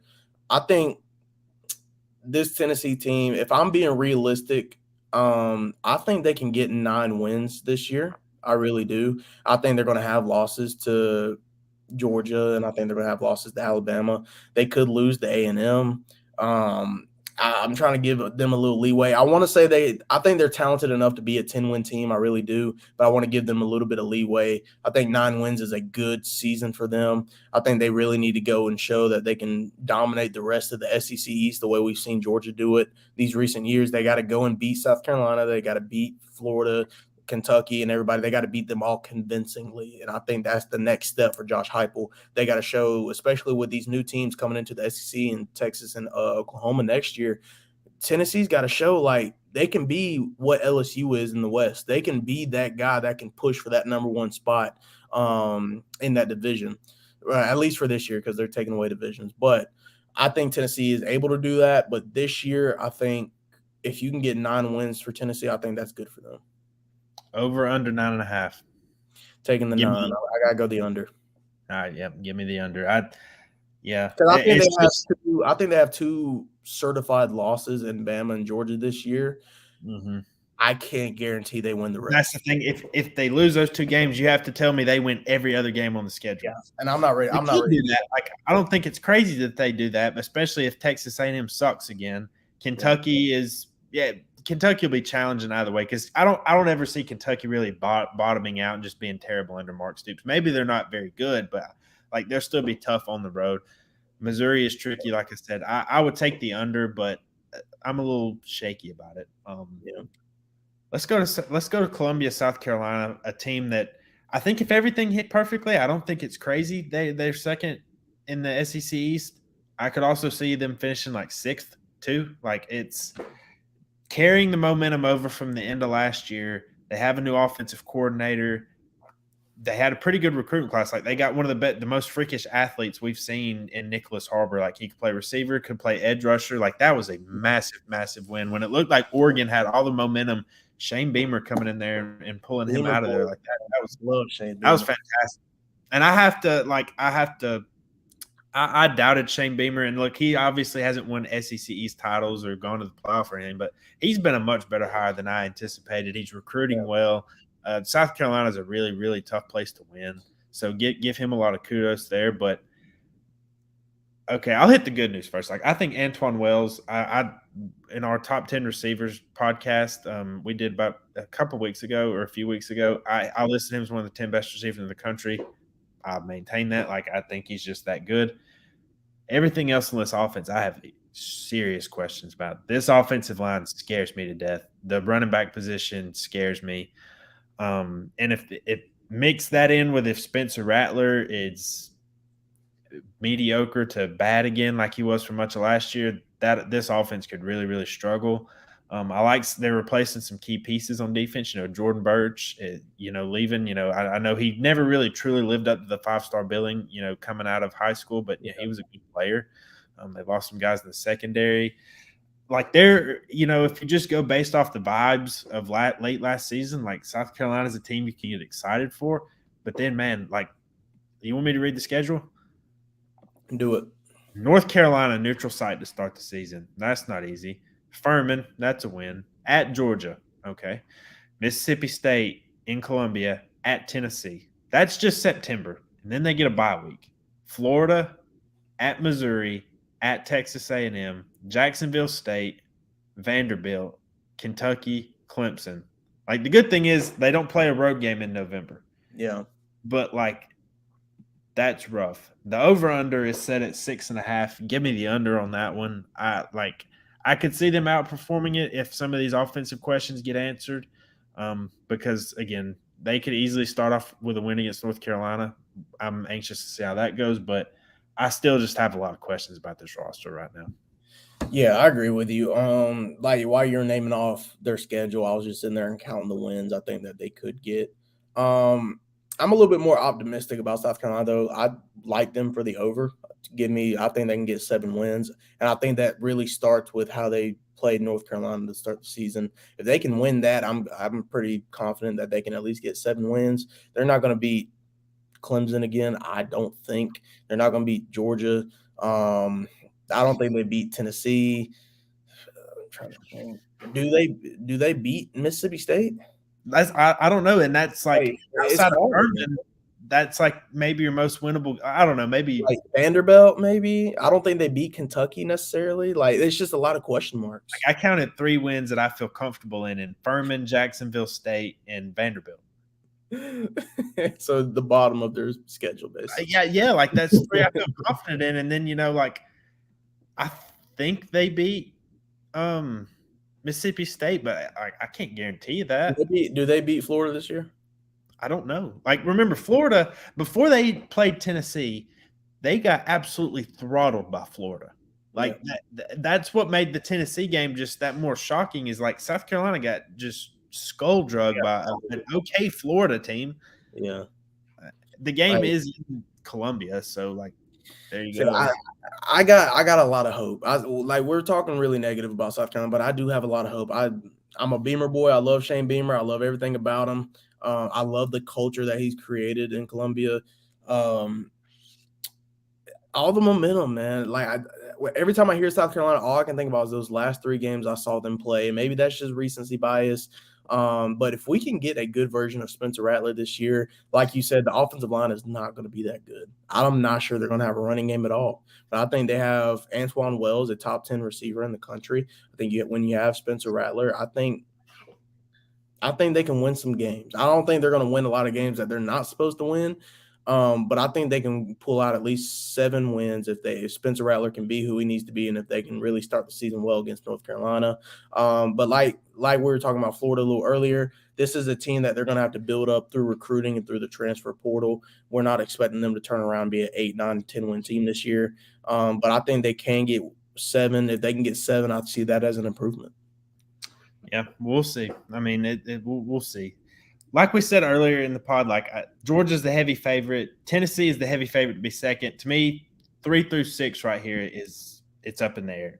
I'm not even meaning to disrespect Vanderbilt, but I do think I still can't predict them to finish higher than that. I'm sorry. But let's go to Kentucky, where I do think they're one of the most interesting teams, and a team I kind of like going into this year. Yeah, I think Devin Leary was one of the better transfer portal quarterbacks this year. I don't think you didn't have the Caleb Williams elite level player elite level quarterback in the transfer portal like you did last year, but Devin Leary is pretty good. Like, I despised that offensive system they ran at NC State. I hated it. Kentucky bringing back Liam Cohen at offensive coordinator. I thought he did a pretty good job a couple years ago. You do miss Chris Rodriguez. Their offensive line cannot be worse than it was last year. Watching that offensive line week to week last year was an absolute travesty. And, it has to be better. I always expect Kentucky to churn out a pretty solid defense under Mark Stoops. Like, I think the pass rush is going to be pretty good. I got some questions in the secondary, but I just don't think that defense is ever really going to bottom out. Yeah. And they're going to have a chance for a fast start here. We talked about South Carolina in a really hard September. Kentucky has Ball State at home, Eastern Kentucky at home, Akron at home. They go on the road to Vanderbilt. Fine. They get Florida at home. They do go to Georgia October 7th. There's your loss. Missouri at home for homecoming. You get a bye week. Tennessee and Lexington, at Mississippi State, Alabama at home, at South Carolina, at Louisville. That's a really tough November, especially with 3 of the games on the road and your only home game is against Alabama. Yeah. But the over-under is at 6.5. Give me the over because, I see them starting out with 4 wins right away. They can beat Missouri. They can beat South Carolina. Louisville is a winnable game. Mississippi State is a winnable game. Florida is a winnable game. The only 3 games, I don't think they'll beat Georgia, Alabama, and I don't feel confident that they'll beat Tennessee. But like we were saying earlier, they get Tennessee at home right after they get done playing Texas A&M and Alabama. So that's a tricky spot. I kind of like Kentucky going into this year, not as a threat to win the East, but I trust Mark Stoops and I trust that program and to be what they can be.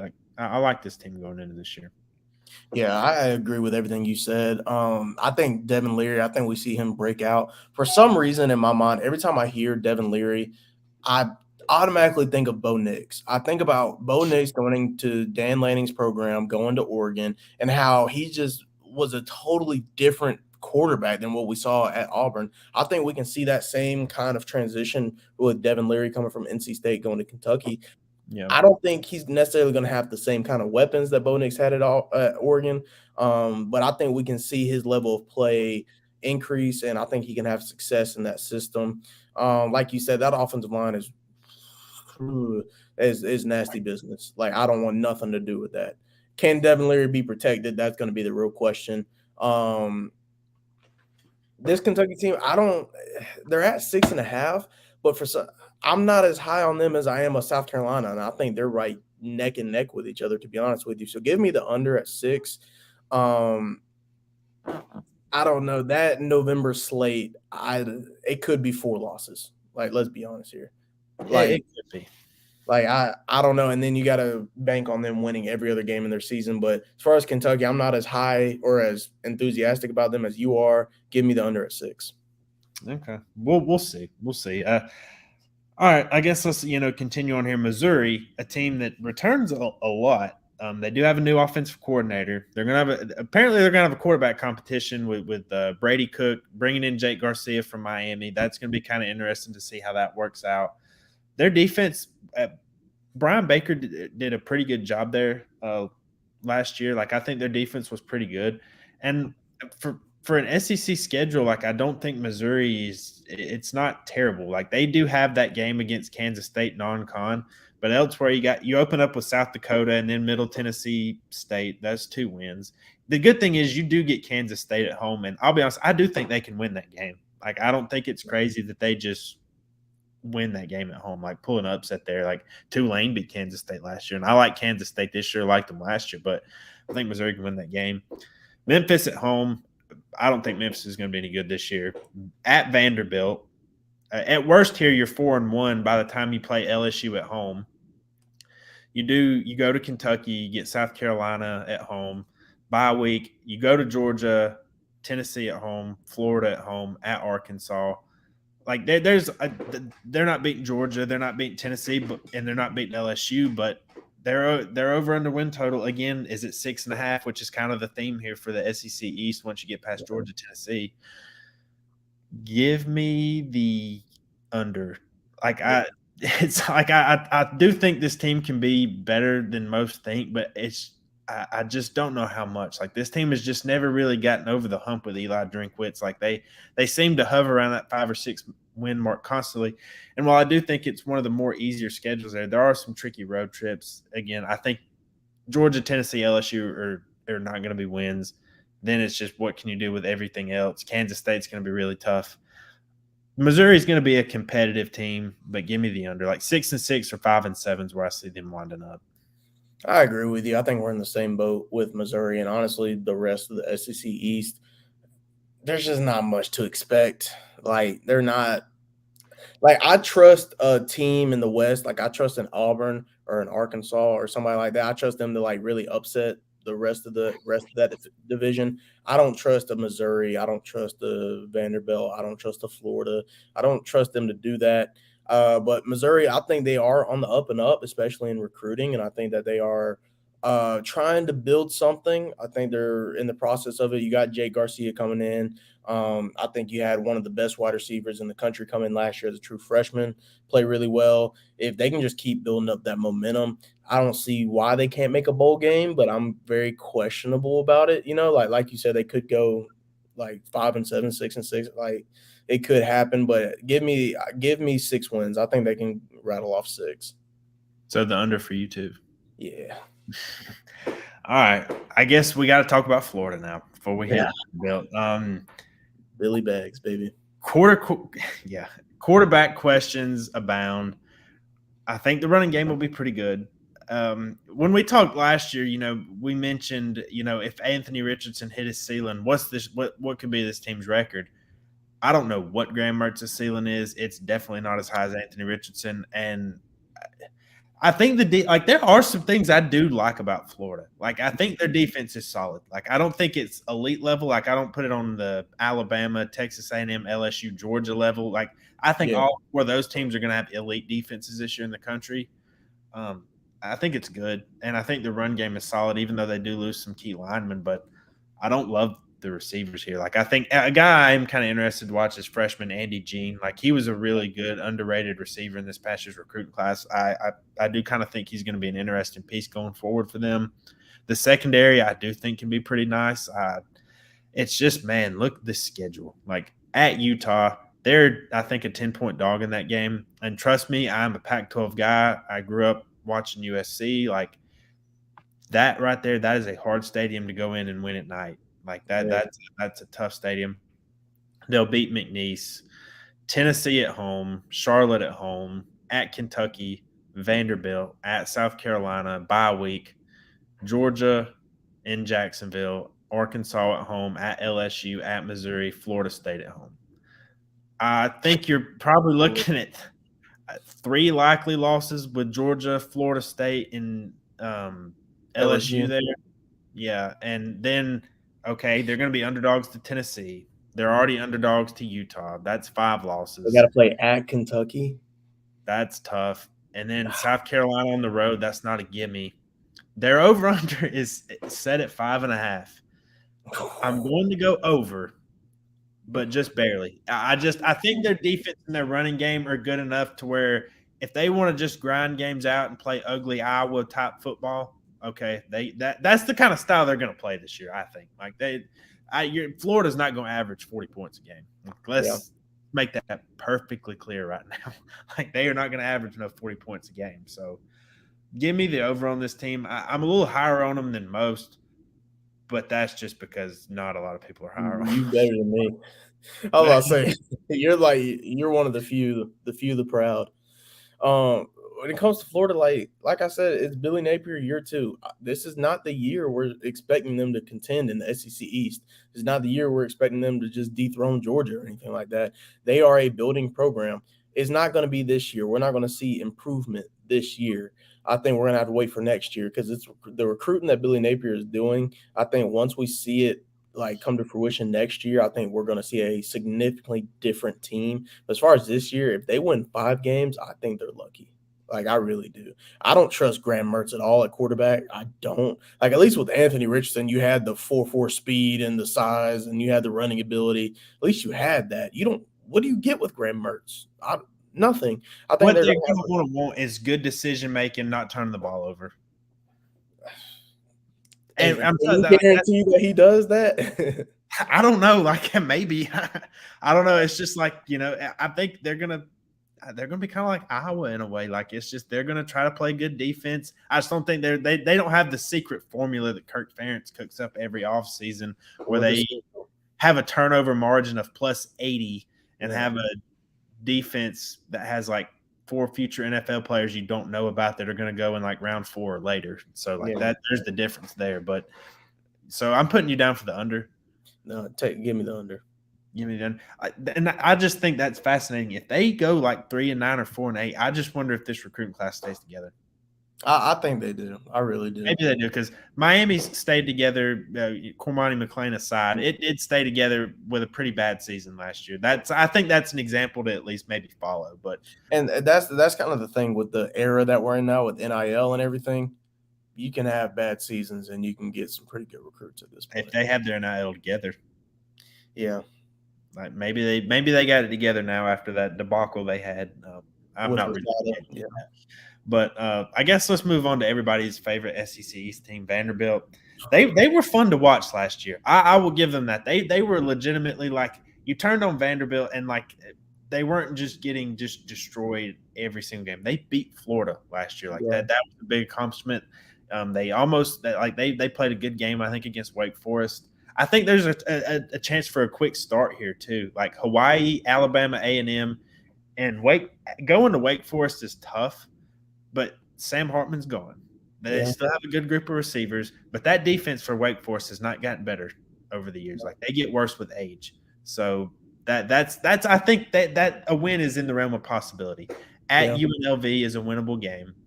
Kentucky, Missouri, at Florida, Georgia, bye week, at Ole Miss, Auburn, at South Carolina, at Tennessee. The win total is at 3.5. And I'm gonna go ahead and tell you.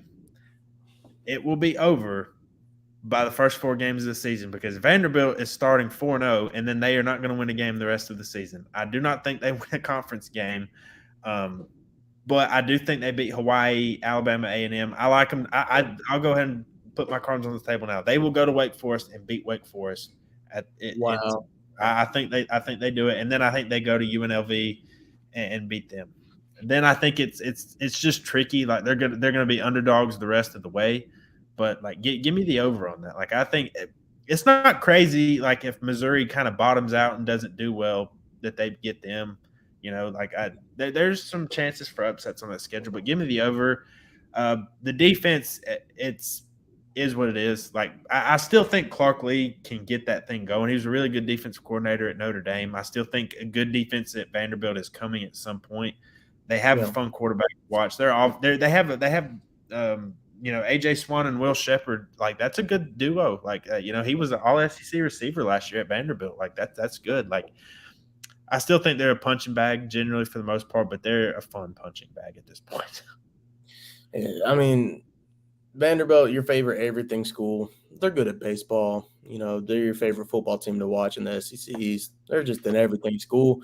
But with that being said, I think they get 3 wins, and I don't think they get any more than 3 wins. Like that's just they're not even a developmental program at this point. Like what do you expect from Vanderbilt? I think they were fun to watch, especially quarterback play we saw last year. Like you remember watching the Hawaii and Vanderbilt game at the start of the season last year. Like it was just fun to watch. I think they put up like 50 on them. I think they could very well do that this year. But outside of that, outside their first 4 weeks, I don't see them winning a game. If they do, it'd be against a Florida or somebody like that in the fashion they did last year. But go ahead and give me the under. I think they get 3 wins at the most. All right, brother. Alabama, go. It's all you. What's understood doesn't need to be explained. They got quarterback questions, but I think I'm confident in Jalen Milroe. I am confident in Ty Simpson. I am not confident in Tyler Buckner. I don't even think he sees the field this year, if I'm being honest with you. But with that being said, I think Bama is talented enough across the board. I think you're going to have arguably one of the better offensive line units they've had in the last decade. I think they have an all-around great, talented running back room. Very excited to see that. Wide receivers, I really want to see who's going to step up. I think it could be Ja'Cory Brooks, former 5-star guy. You've seen him in flashes throughout his career so far at Bama. Jermaine Burton, I really want to see him take that leap. Transfer from Georgia, came in last year. Then you got guys like Kobe Prentice, Isaiah Bond, guys that can just run 4.3 straight down the field. I think offensively under Tommy Rees, I think we're going to see a little bit more of a all around just balanced running and passing game. You don't have a Bryce Young throwing the ball. You don't have a Devontae Smith catching the ball. You don't have the stable wide receivers we've seen them have in the past. I think they're really going to rely on that offensive line, that running game to set up the pass. And that's just old down, like smash mouth Alabama football, run the ball. Like, I think that's what we're going to see. Defensively, we're deep across the board. I cannot wait. The biggest question I really have defensively is in that middle linebacker spot. I really want to see who's going to step up. I think Deontay Lawson could have a good year. You're going to see Dallas Turner. Of course, you got Kool-Aid. I think Caleb Downs comes in as a true freshman and just makes an immediate impact. Very confident on what they can do as far as rushing the passer and covering the passing game. And I think there's still some interior D linemen that have a lot to prove. Give me what are they? Are they at 11 and a half? 11 and a half? 10 and a half. 10 and a half? Give me the over. Give me the over. I think they win 11 games. Like, the only game I see them maybe losing is LSU again, but I think they win this year. But if the over-under is 10 and a half, give me 11 all day. Okay. Well, give me the under because yeah, and I hate doing it. I knew I was going to get that reaction, baby. I'm about to get it's going to get so much worse when this broadcast ends. I'm telling you. Don't get nasty with it. Come on now. Look, I just think the quarterback thing just scares me. If you felt confident in Jalen Milroe or Ty Simpson, then why did you go get Tyler Buchner? That's the biggest thing that I get hung up on. I understand. Yeah. Why go get him? Because I'm not trying to hate on the kid. He just wasn't very good last year. He was horrible last year. Yeah. He was bad against Ohio State. I don't even know if they were even trying to win that game. Like, their game plan was just weird. Marshall, he was bad. I think he got benched after that game. He threw 2 really bad interceptions against South Carolina in the bowl game. Maybe he gets better with Tommy Rees, but Tommy Rees was at Notre Dame and actively went and got Sam Hartman to replace Tyler Buchner. And then he goes and gets Tyler Buchner out of the portal like that. I've been hung up on that.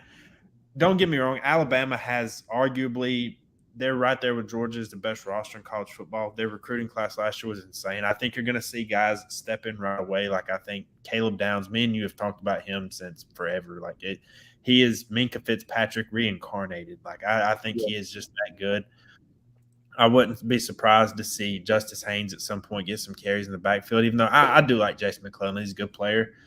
The offensive line to me is a question mark because it's been kind of subpar the last years. Now, it's talented. Like, I do think they have – like, J.C. Latham, I think, is a good player. Like, I don't know that Alabama is hurting over losing Javion Cohen, but it's just the way it's performed the last 2 years, and then, like, it's okay. It just kind of becomes concerning when it's just 2 years of, for Alabama, subpar level play.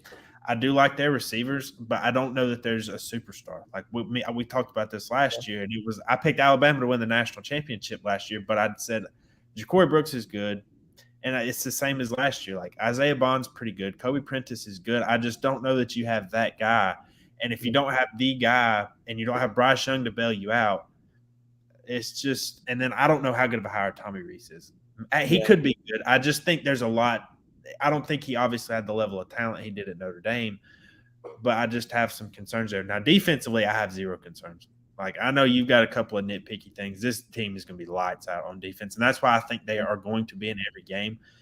But I think there are some offenses on the schedule that are going to put points on them regardless. Like, we're going to see right away. They get Texas at home. Can you tell me why y'all are going to USF, by the way?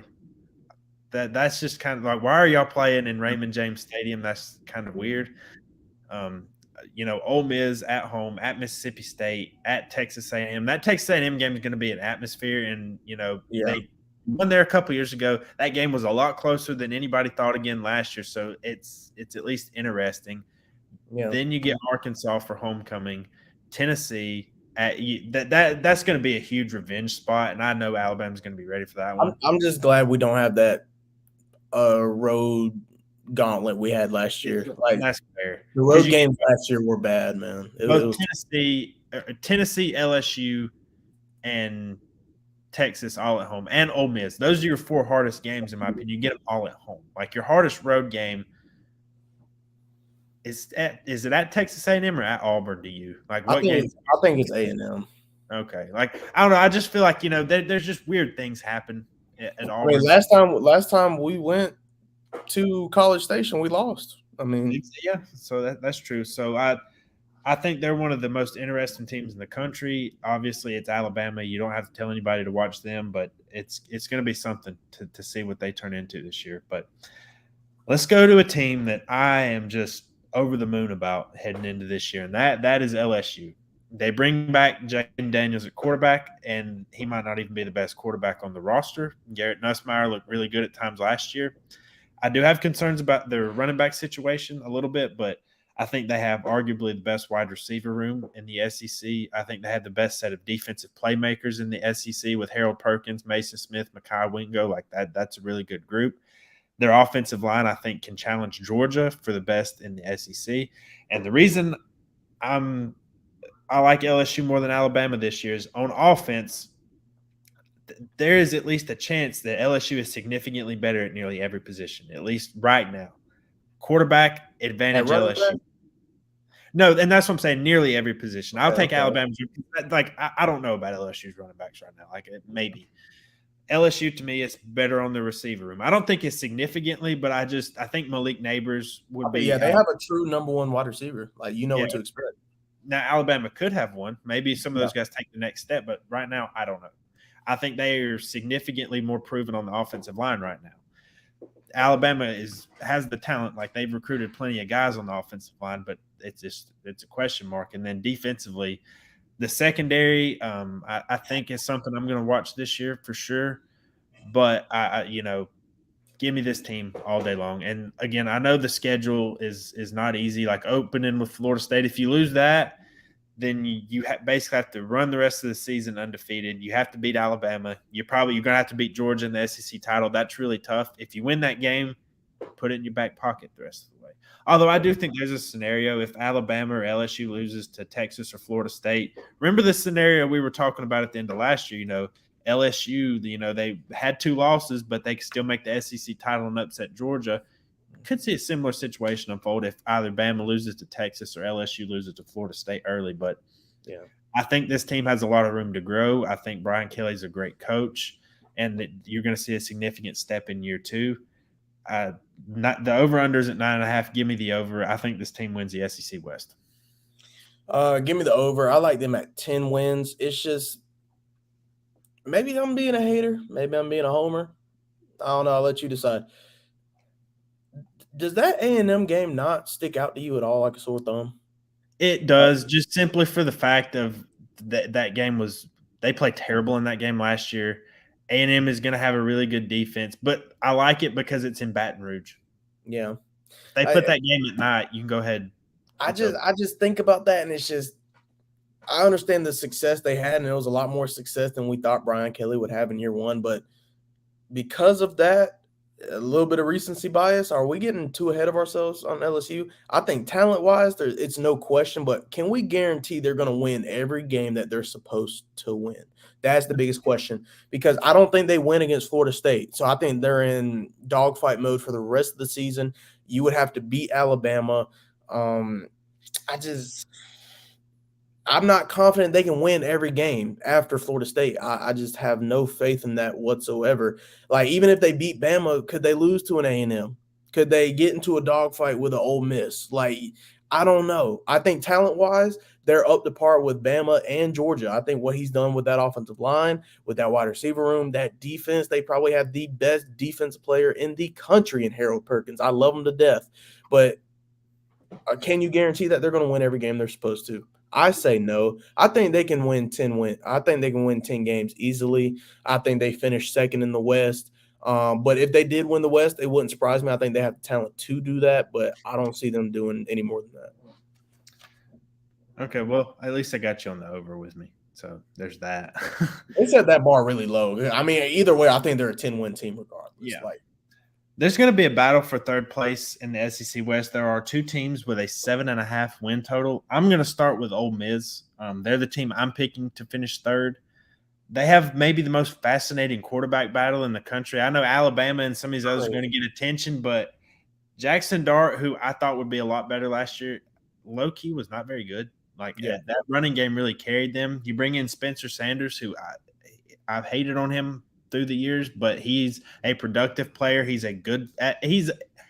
His ceiling is a good player. Like he's a fine player. Walker Howard is kind of the wild card to me in all this. Like he could. Yeah. I mean, he has maybe the most raw talent out of any of them. He could. I think he has the most arm talent in that room. Yeah. We just haven't seen him play a whole lot. But he kind of knew the writing was on the wall with Jaden Daniels and Garrett Nussmeier at LSU, so he got out of there. I think they had the best running back in the SEC in Quinshon Judkins. Like he's the real deal. Running back in the country, dude's unreal. He's just And getting Zachary Franklin from UTSA out of the portal, I think, was a big help to them. And with Lane Kiffin as a play caller, I at least expect them to be good on offense. Like if they don't get better quarterback play, I think their ceiling is capped, obviously. Yeah.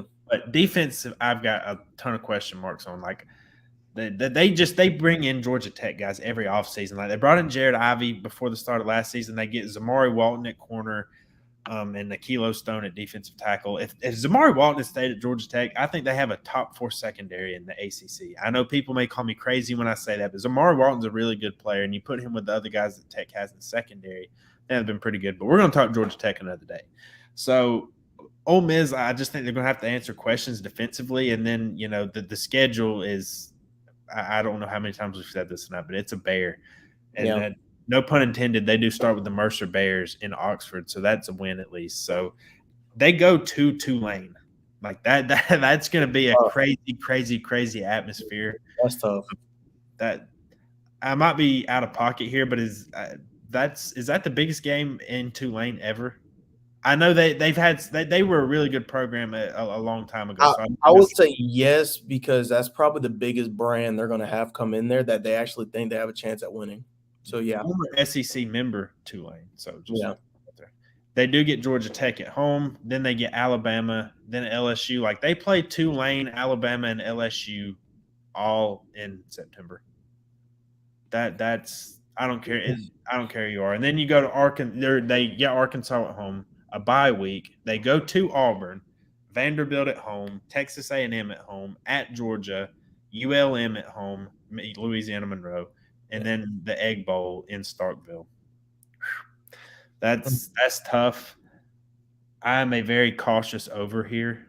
I do like this team going into the year if they can. I just think their offense has a potential to be really good if they can figure the quarterback thing out. And I think their defense, I like their transfer portal additions, man. But it could be really tough if they go to Tulane and lose week 2.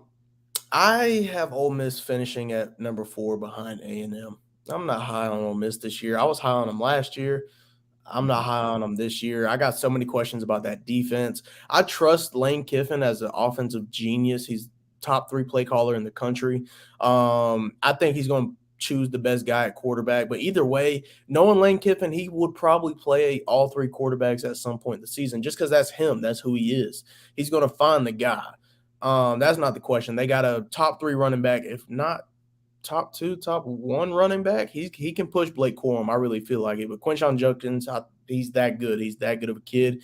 They're really going to rely on him offensively. But defensively, I have so many questions about them. Give me 7 wins for Ole Miss this year. I don't think it happens this year. I think they take a little bit of a leap next year. But this year, I don't have a lot of faith in them.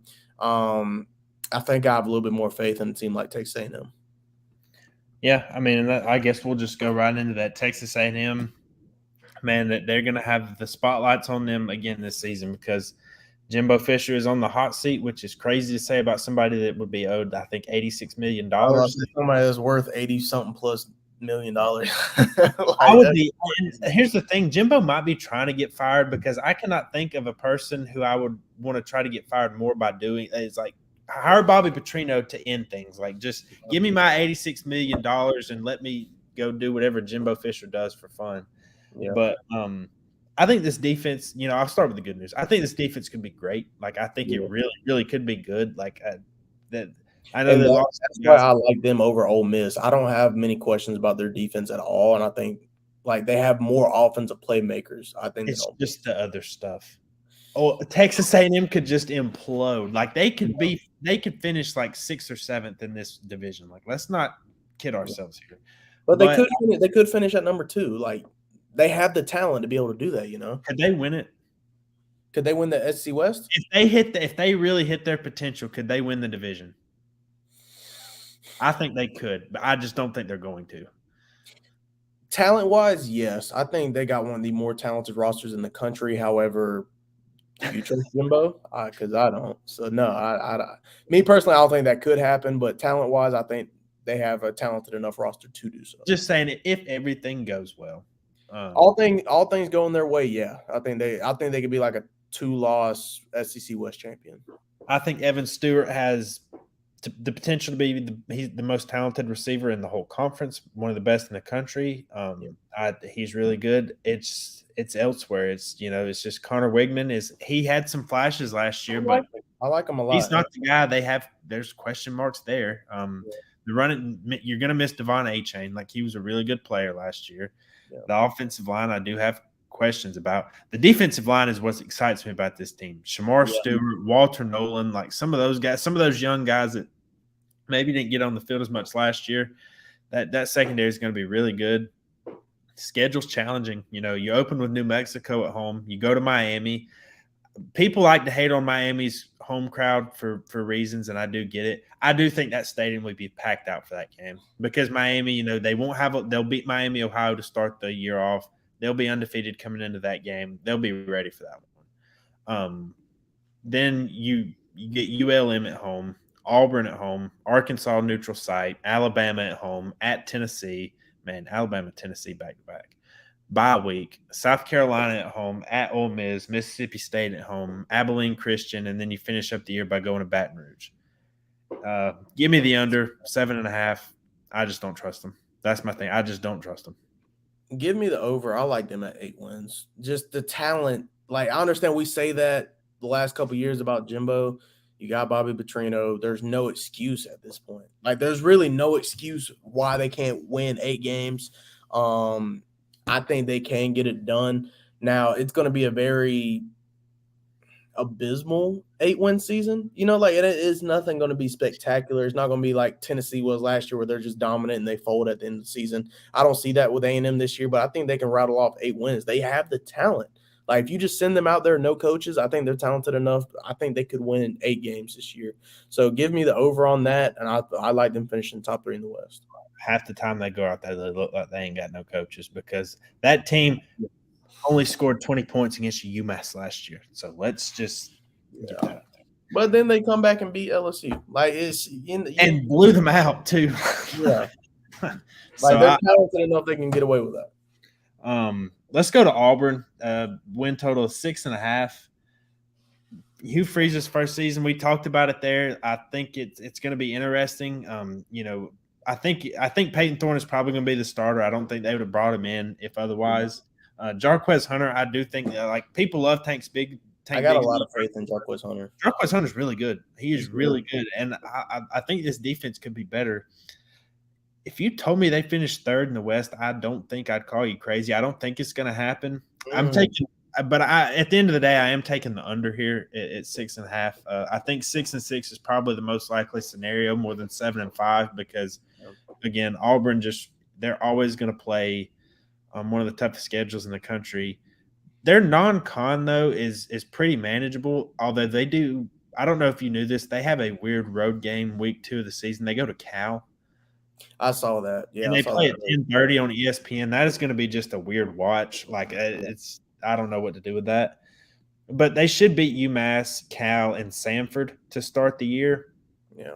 And then they go to Kyle Field and play Texas A&M. And then they get Georgia at home. Yeah. Bye week at LSU. Texas A&M, Georgia, LSU, and then Ole Miss at home. That's a really tough stretch before you get Mississippi State at home, at Vanderbilt, at Arkansas, New Mexico State, and Alabama to end the season. I do think there's potential for 7-8 wins there, but give me the under on Auburn. I just think they're probably a year or two away from making noise. Give me the under. I don't have faith right now because Hugh Freeze didn't come in and have much to work with right off the bat. You know what I mean? Like the talent wasn't necessarily there. They got to beef up the trenches. They got a defensive line and offensive line. I think they're going to have issues again this year. Running back Jarquez Hunter, I think he's going to be very, very good. I think he can be 1,000-yard back. Peyton Thorne, I think he's already a better quarterback option than Robbie Ashford and TJ Finley, what they had to deal with last year. Wide receivers, I mean, they got to have a guy step up. They've always had pretty decent tight ends, I feel like. Shout out to my guy Tyler Fromm. They got guys that can block. They got guys that can pass at tight end. So I think that's a high point on their offense. Defensively, though, they got to get some identity because, I mean, they used to be bruisers on defense, dude. They used to be physical, downhill. Like, you know that you weren't just going to run up the middle all game on them. And then they had guys in the back end that could create picks in the secondary. But I just don't see them having that this year. But I got a little bit of faith in Hugh Freeze. I feel like next year he could turn it around a little bit. This year he's just really working with what he came in with. What was their over-under? 6.5. And now that I looked at the schedule, give me the over now. It's not that my view of Auburn has changed as a team. I just think their schedule is manageable. Like, yeah. I think they don't have to play Penn State this year, you know, like it's nothing like that. Yeah, like UMass to me is a win, at Cal's a win, Samford's a win, and New Mexico State's a win. That's 4, and at Vanderbilt. Those are 5 wins like right off the bat, and then you just got to get 2 more to get to 7. Mississippi State, winnable game. At Arkansas is a winnable game. And then to me, it's going to be those 7. Like I think at Texas A&M is tough. Georgia's tough. Ole Miss is tough. Alabama is tough. LSU's tough. But I'm kind of optimistic on them a little bit. Give me the over though. I'm gonna switch my pick up. Give me the under. I like them at 6. I think they can make a bowl game. Got 2 more to go here. Arkansas is in a bit of a weird spot to me. Over under is at 7 actually. Oh wow. KJ Jefferson is back. Rocket Sanders is back. They are losing Kendall Browse as offensive coordinator, and Dan Enos is in now. I don't know how to feel about that. Their schedule is it's like it always is. It's challenging. They're non-conference. They don't have any of these crazy weird games in October, like when they went to BYU last year for whatever reason. They start off with Western Carolina, Kent State, BYU. Then they go to LSU. You get the neutral site game with Texas A&M. At Ole Miss, at Alabama, Mississippi State at home. Then you get a bye week to close out October at Florida, Auburn, FIU, and then the Missouri game on Black Friday. Yeah, give me the under. I just don't. I like the running game of this team. I think their offensive line, like you can expect the Sam Pittman coach team to have a good offensive line. KJ Jefferson and Rocket Sanders, I think, are a really good duo. But, man, it's the receivers, we talked about Jadon Hazelwood last year as somebody that could step into that Traylon Burks role. I just don't think that's going to – Traylon Burks was really, really good in college. They haven't really found production at receiver to replace him. Barry Odom, the defense coordinator, he's also going to be the head coach at UNLV. He was kind of underrated a little bit. So, their defense I'm kind of concerned about. I think this is an easy under here. I don't have a lot of faith in this team this year, and I hate to say it because I like Pittman, but – we're in the same boat. I think their identity is going to be running the football and being physical up front on the offensive line. Defensively, they couldn't stop a cold last year. Their DBs were absolutely abysmal. They're going to have to be more physical and honestly be schematically a lot better defensively if they're not going to have just top-tier talent in that back end. They don't have wide receiver talent. I think KJ Jefferson is actually a very good quarterback. But, I mean, you've made the point a lot of times, like, he didn't have a Traylon Burks to bail him out last year. Okay, we'll put Bryce Young in that Arkansas offense last year with those wide receivers. I don't think Bryce Young is Bryce Young by any stretch. So, I mean, I think KJ Jefferson is a good quarterback. He's going to have to pull out his best Anthony Richardson impression. He's going to have to run the ball. He's going to have to make freakish plays. That's their only hope on offense. Give me the under, though. That's a very, very, very easy under. I don't know why they have them at 7. Well, let's finish it up. Unfortunately, Mike Leach is not the coach of Mississippi State anymore. Rest in peace. But I'll say this: Will Rogers is one of the most experienced QBs in the SEC.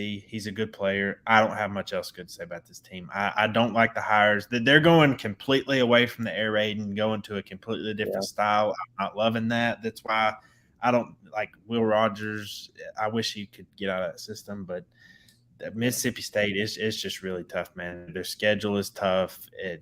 Will Arnett, I don't know how he's going to be as a first-year head coach. I think we're going to see right away, Arizona comes into Starkville week 2, which is kind of a weird non-con matchup. And the Pac-12 has never fared well on the road in the SEC, but under 6.5 all day for me on Mississippi State. And I hate to say it, I just don't know what much good I can say about this team, really. Mike Leach, God rest his soul. I don't see what Mississippi State is if they're not air raid, like that was their identity for a long time. Will Rogers, very experienced quarterback, very underrated quarterback. Dude can throw with just about anybody. Like that's how he's made his bread and butter. But what do you expect? I don't think they're going to have a running game. Defensively, I don't think they're going to be anything to talk about. Give me the under all day.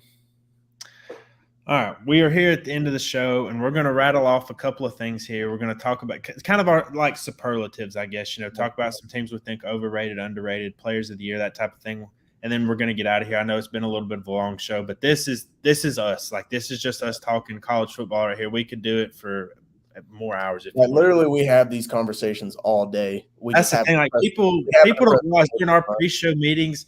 Our pre-show meetings last forever because we just get on these weird tangents from talking about things from 2006 or 7 or whatever and what we like. We'll have weird epiphanies throughout the day and just text each other hypotheticals. Yeah, that's just us now. That's what makes the show a lot of fun. So, all right, we'll get started and we'll we've talked about every team at length here, so we'll just kind of make these quick. Most overrated team, I'm going Texas A&M for all the reasons I said. You can talk about the talent all you want to. I don't trust the coaching. I don't trust the vibes around that program. I think it's A&M. I think it's LSU. I think they're talented, and I like Brian Kelly. I think they have the coach, but I think it's a little bit of recency bias to seeing what they did last year. Can you guarantee that they have similar success to what they have last year? I don't think you can guarantee that. Yeah, I mean, I guess you're saying overrated from maybe you don't view them as a national title contender, just a good team. Yes, very much. Like having everybody's on the hype that LSU can win the West, LSU can make the playoffs. I don't see that happening. Most underrated team, give me LSU. I think, and it's crazy to say. It's just I just think when I hear people expected them to win the West and now they're underrated. What? No, I think from a national perspective, for me, they're not underrated. I just think when they're talked about, I just don't think they're getting put in the same class as Georgia. I wanted to say Ole Miss right here, to be perfectly honest with you. Yeah. But because I do think they're underrated, I just don't know what their ceiling is necessarily. I think LSU can win the national title if they hit their ceiling, and I don't think people talk about them enough in that light. It's kind of like how you were saying they're overrated, but they're still good. Yeah. Underrated, give me the Beamer boys down in Columbia. Give me South Carolina. I love Shane Beamer. I will preach that all season long. I think South Carolina, if Spencer Rattler can be what he needs to be, I think they can rattle off some wins, and I think they could shake up the East a little bit. Okay. All right, you go first. SEC Offensive Player of the Year. Quinshon Judkins. I don't think it's close at all. He's the best running back in the SEC, and I think he could be one of the best players in the country by far. I thought about him. I thought about Brock Bowers. I thought about Malik Neighbors. I'm going to go Jaden Daniels. I think he's going to be interesting. I just think he's going to be able to put up he proved me totally wrong last year. I'm kind of on his bandwagon now. I was not last year, but give me Jaden Daniels here. I know I just think at the end of the day, a quarterback is somehow going to get it. And I don't know if Judkins is going to if they're 8-4, are they going to give it to him unless he rushes for 2,400 yards or something?